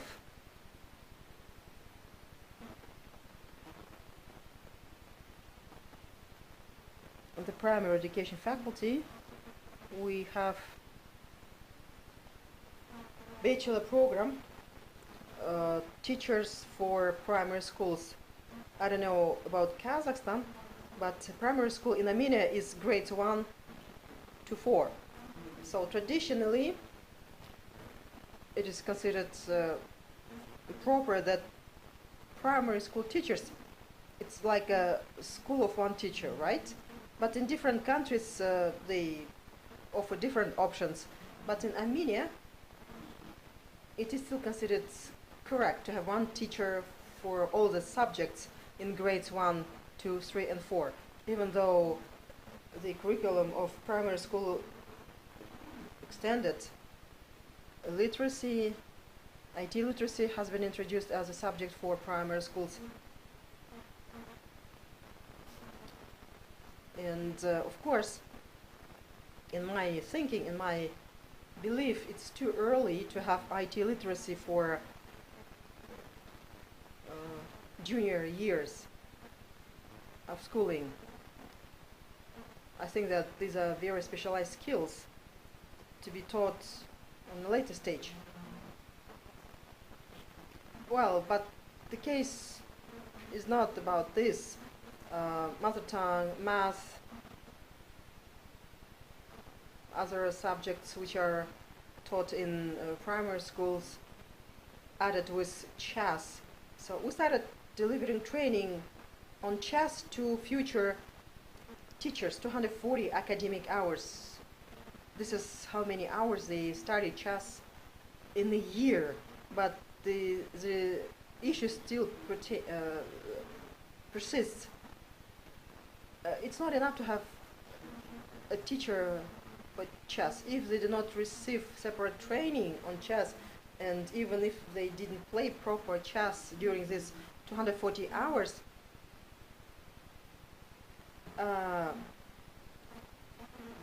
I'm not talking about like individual cases. I'm talking about those who didn't know what chess was. Like there were some question from the experts. 240 hours, academic hours, in my thinking would not be enough to play chess very well or even train. There are well-known psychologist, Mr. Vygotsky, who used to say that you have to get into the development circles. You cannot know everything that children should know. And for instance, a teacher trains how to play chess, and in the audience, in the classroom, there could be a child, like a grandmaster, and this child can help the teacher. And in Armenia, in an attempt to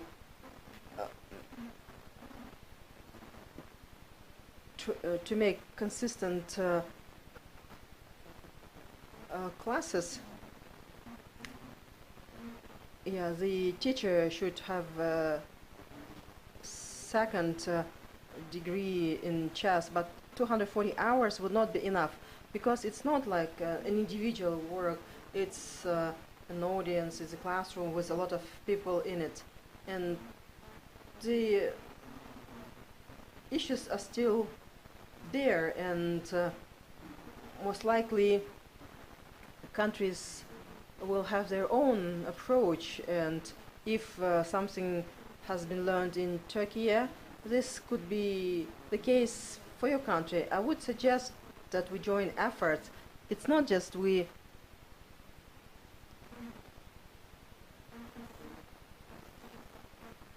make it twice better, but we could make it better 10 to 15 times. And I think that we should join our efforts in addressing these concerns. That's what I wanted to tell you. Thank you so much.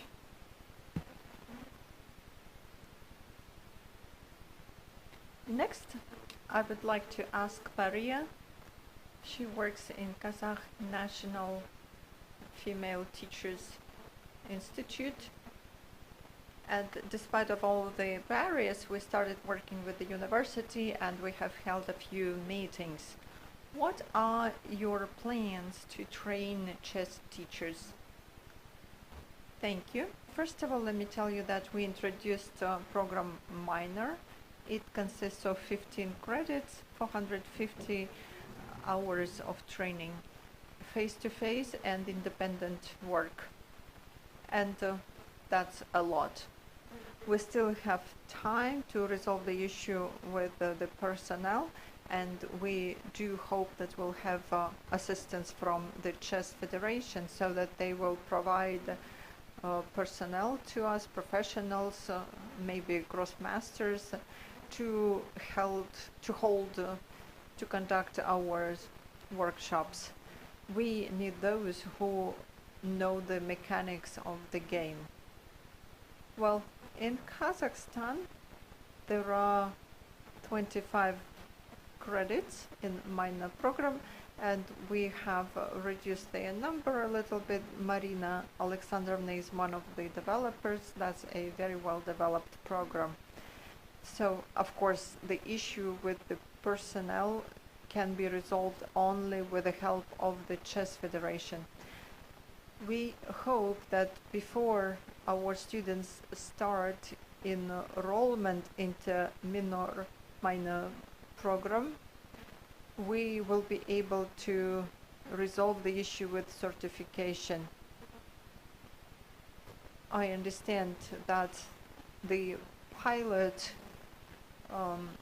graduates, they can have some local certificate, but we hope that we're going to have the national Kazakhstan certificate. We also plan to develop our chess club.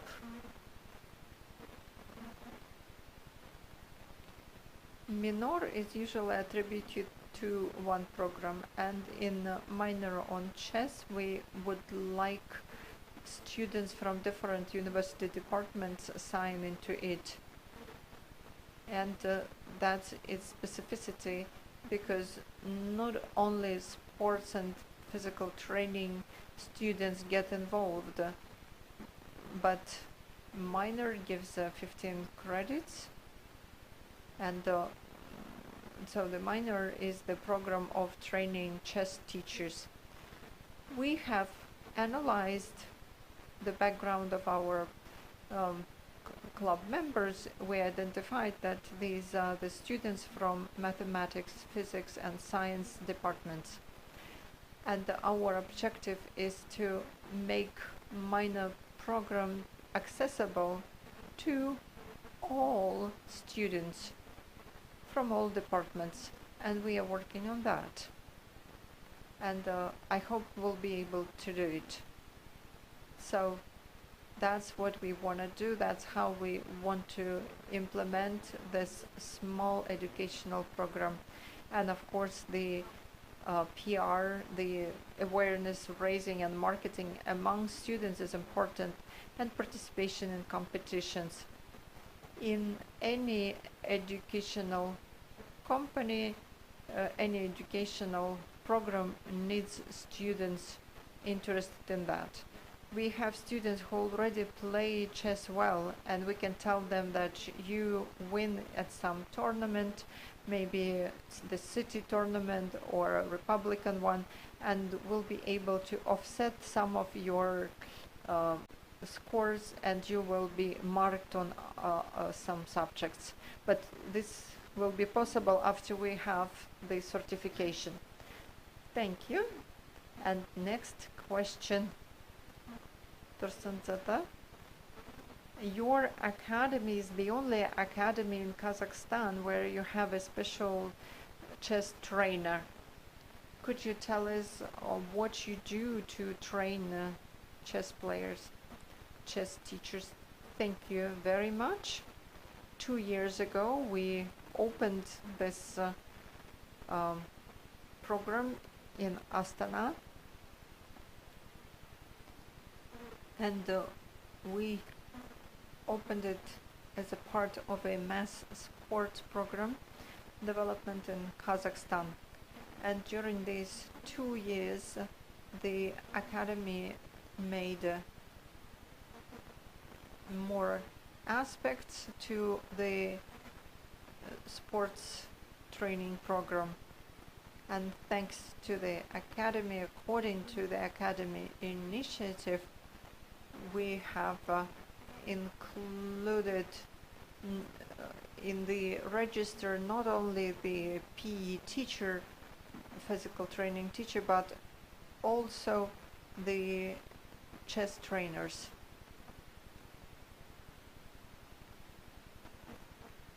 We also train sports managers, like for example, directors of chess clubs can be trained at this program. And this educational program is practice focused. This program was developed together with the Chess Federation, together with the Central Chess Club in Astana,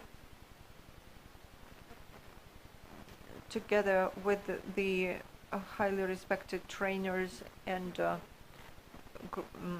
master players. To develop the program, Dana Araznetskaya helped us a lot, who is the deputy board chairman from FIDE. And she helped us to study the international experience, and we studied Spanish experience from Granada University. They have a master degree program for chess teachers.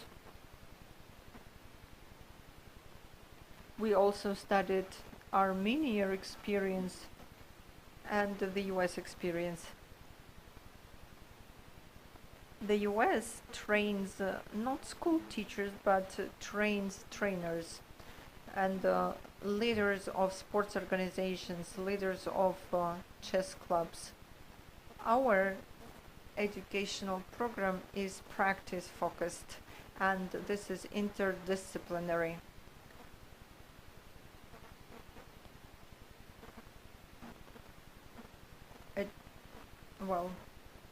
So we train teachers with other subjects related to teaching, like methods of teaching, psychology, and sports.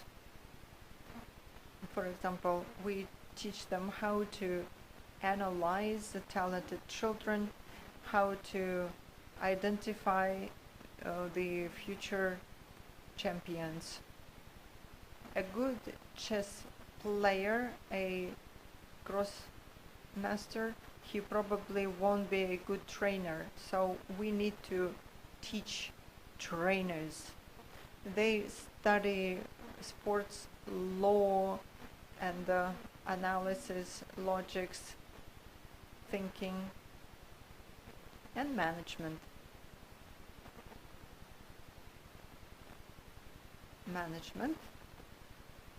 Also, digitalization is an important aspect.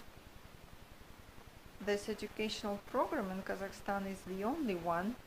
It's the first ever opened program, and we have our talented chess players like Kazbek Adalbekov. He was a world champion. Miruert Kamanladinova. Currently, we have great trainers from the Chess Federation working as teachers.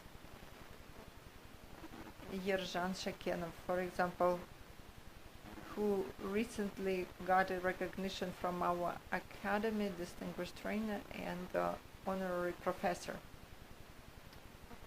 Thank you very much. I would like to ask Marina Alexandrovna, which do you think specific modules and disciplines should be included into the curriculum or educational program in future?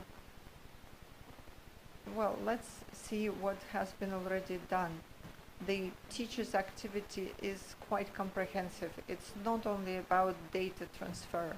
So we included subjects about chess and people who get into the university and they can be superb players, so they can learn something more.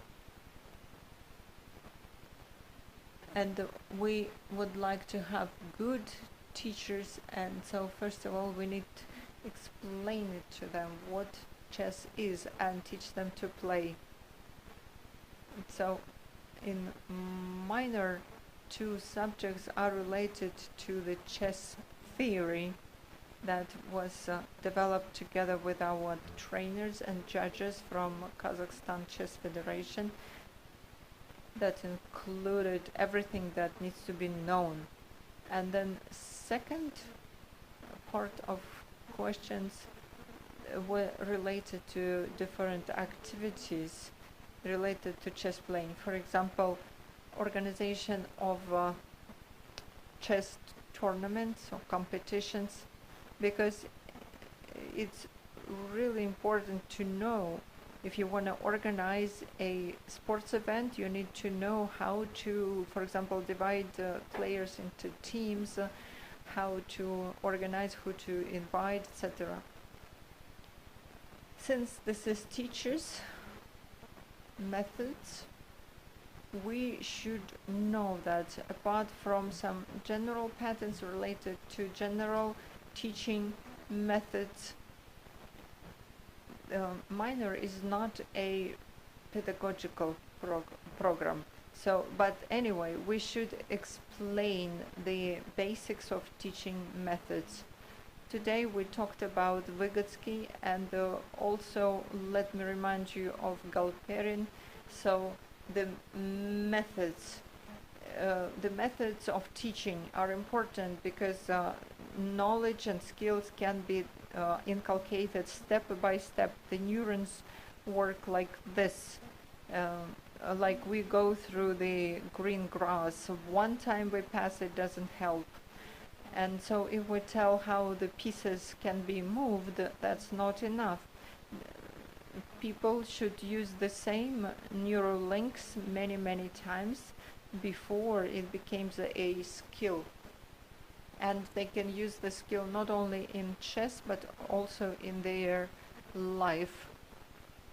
Today we have shown you a very good textbook, but the teacher should know how to organize a class, how to explain different topics. So this is all within minors, with the literature. So a teacher can work with it and can use it in its real activity. Chess is most likely this is the personal socializing. It's the ability to feel the psychological pressure. The same as in sports, there is a chess psychology. So this was all included into the minor program. But we understand, minor is a small program. It's good when there is a other pedagogical program. But this is not a unique decision, and it doesn't mean that those who graduate from the minor program, they will be able to teach chess. No, that's not true. For this purpose, we'll need a bigger program, because chess, this is the experience, practice. These are many games, these are search for solution, these are algorithms of activities. And I'm sure what Somgazi is saying, that there are lots of practical activities that are included into the program. You need to work yourself, you need your own experience, and time is very important for that. Thank you very much. And what is mostly interesting for us is that the program is not finishes in the classrooms. It's important to organize tournaments, and not only with your near circle of people. The people should be changing. They should be something should keep up your interest, so that you play with people that you cannot forecast how they play, and so that makes the game much more interesting. There should be group competitions. Volunteers. For example, we can teach other children how to play chess. And as today there were good cases from universities, like the chess communities created. In Kazakhstan, the family values are very strong, and if grandfathers and mothers start playing chess, the grandchildren have to play chess, because their grannies need the partners, and we can use our cultural values for our objectives. And also all people have the wish to win, to play and win, to participate in competitions, and this is the motivation that is very well working in Kazakhstan. So that's a unique thing, that's very interesting. It makes you think, and it makes you change combinations and create new reality. And that's great that Kazakhstan Chess Federation is taking us out of box, because we are all thinking in the box at the beginning. The first project was done by us in 2015, and lots of time passed, lots of changes were made that made our life easier and gave us more opportunities. Jerry talked to me during lunch about 4 ways of introducing chess in educational reality. So maybe we'll need a roadmap that will contain not only the direct direction but also alternative directions, thanks to our international experts' ideas. Thank you very much.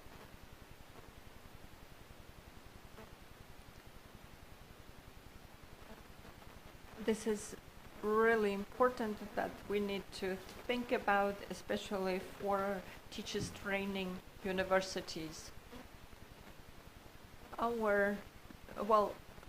Chess is viewed as a methodology of teaching. For example, critical thinking, what Jerry mentioned.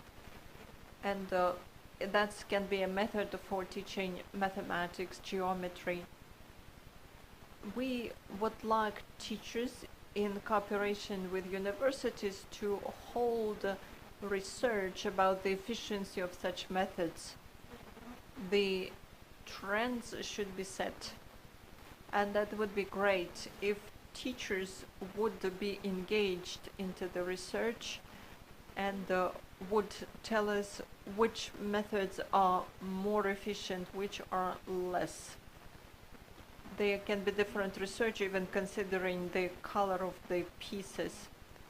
So we should think not only about that we need to teach teachers that can teach to play chess, but we need to develop our unique methods.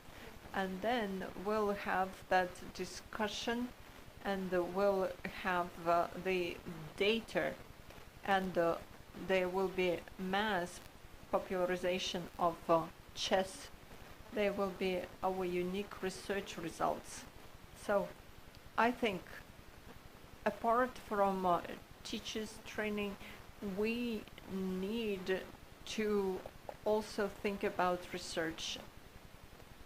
Thank you. Thank you very much.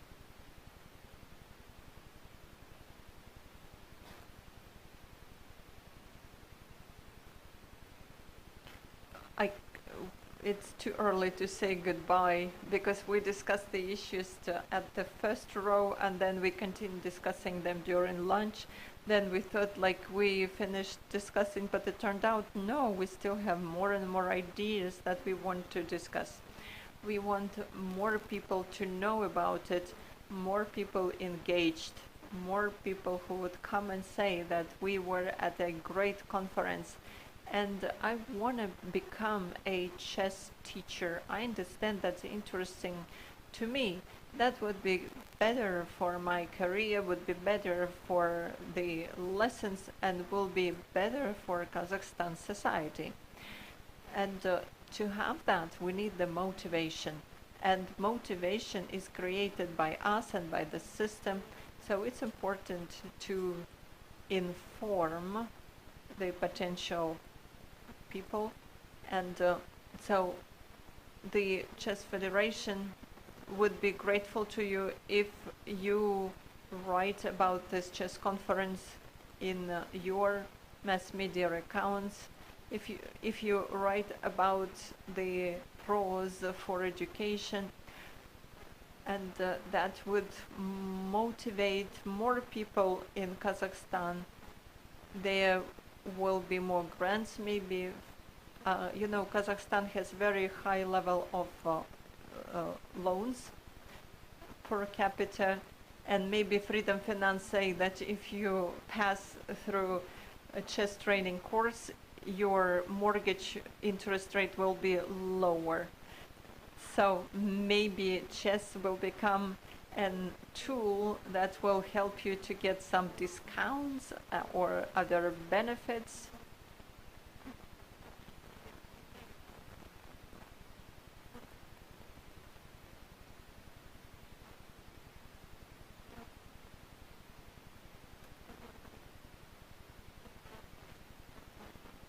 So the engagement system is important. We need to talk about chess in a good way. It's not like we say like these positions we're learning. The teacher, if it comes, we start moving, jumping on the chessboard, how the knight is jumping. When we do this, we will never forget these emotions and will be able to implement it, and children will remember that in much better way. We remember what is important for us, and important for us what is emotional to us. Good, thank you very much.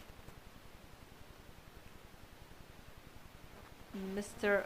Bagans talked about research institutions, what role they play in identifying chess benefits. Could you tell us now what role your institute plays in developing teachers in of chess? Thank you so much. Marina promised so many things, and I'm looking forward to coming back to Kazakhstan again. I really enjoyed it, honestly. I've been to many cities.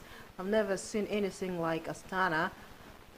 Everything is so new here, but it's not the topic of my intervention. Everything that Research Institute is doing in Armenia, the end user is a future teacher, pedagogues that we were talking about, our researchers, our staff. I just remembered one story. When you ask a question, how effective would be the trainers will be, how good teachers they will be, just take into account. This is just, it's already a law that they should be effective. And in the course of training, one of the attendees approached me, and then he asked, "Do you think that you're a good teacher?" I'm the best one, but how would you measure your best? How you prove that you're a super teacher? And I would like to know.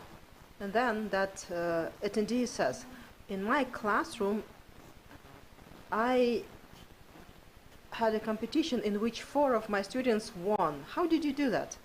And then the attendee said, during the lessons, I focus my attention on these 4. And the others, they don't know how to, and I don't care. This is not acceptable for a good teacher, right? I just want to show the difference. Motivated people will come to you to become a chess player. On the other scale, you can see the education for all, but you have to make it exciting for every pupil that you teach to. It's your direct responsibility. And very good trainers, there could be plenty of them, but in my subjective opinion, the good trainer can be a bad teacher. Not because they're bad experts or not that smart, but it's just a question of transfer of knowledge. Being capable of taking knowledge from one domain, transferring it to another, having a focus group, and having different goals, different results can occur. Like a country introduces chess in curriculum. What would be the end goal? To popularize chess, to produce many more winners. It's a goal. You cannot criticize. No, your goal is bad, or I'm doing better than you. No, that's not the case. Chess in school, like in Armenia, we introduced chess not just to make progress in chess. No, it was absolutely opposite. I don't have statistics on me, but the point is that chess should facilitate educational process so that the values that we're talking about were clearly and reasonably understood.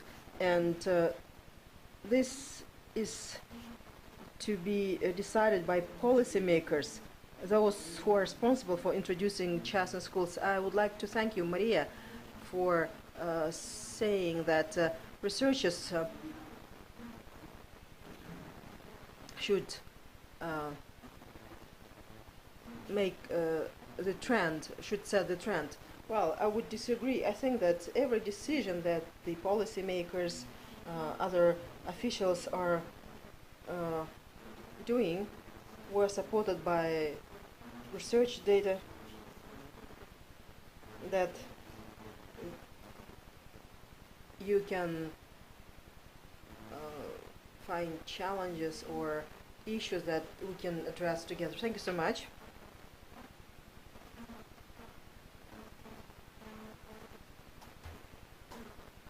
Is there any high demand for the chess trainers? How many applications you receive?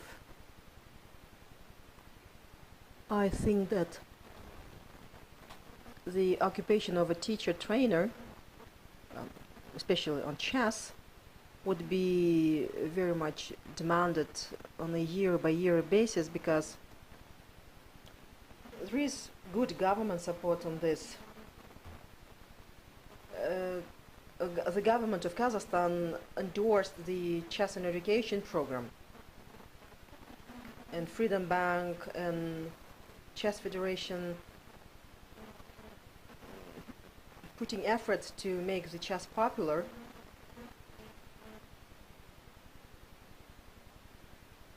And chess clubs are, growing, developing quite rapidly. It's going across the regions of Kazakhstan. In Astana, especially in residential blocks, you can see a lot of chess clubs. Apart from that, young people like playing chess. They make chess very popular. Our champions, many residents of Kazakhstan become champions in different tournaments, competitions. We hold events in Astana. Last year it was the chess championship among adults in Almaty, in Astana, in other provinces of Kazakhstan. We see a lot of events organized by the Kazakh Chess Federation.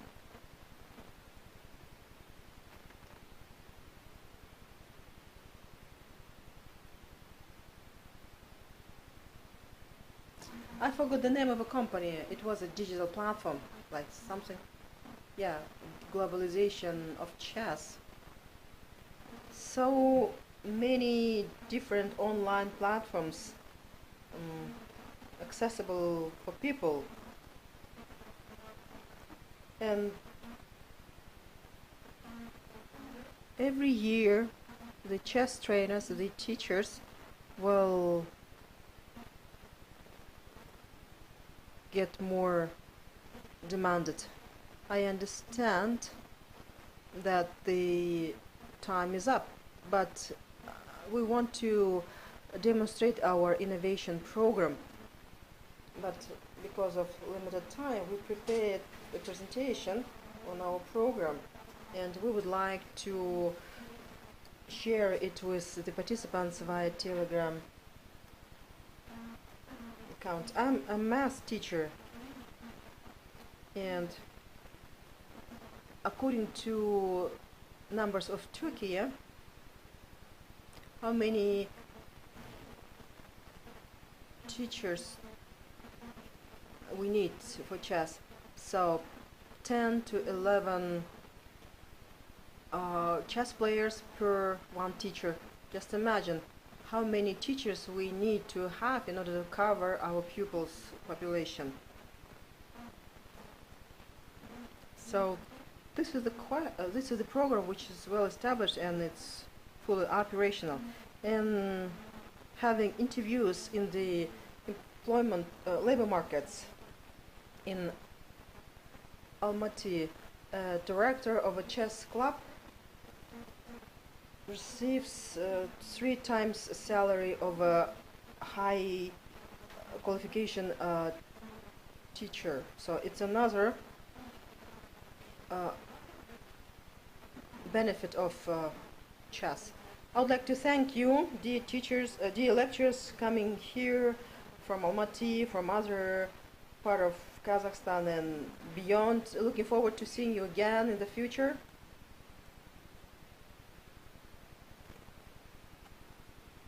Thank you so much. So we would like to call it a day.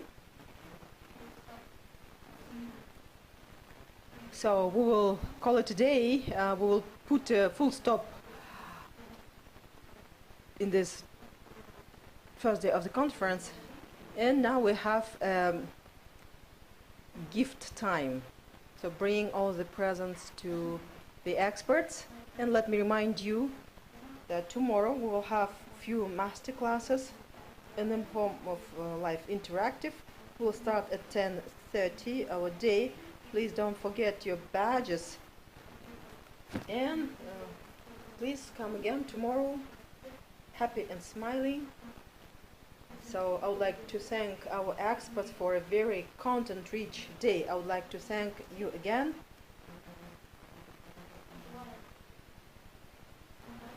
Best of luck to you. See you tomorrow.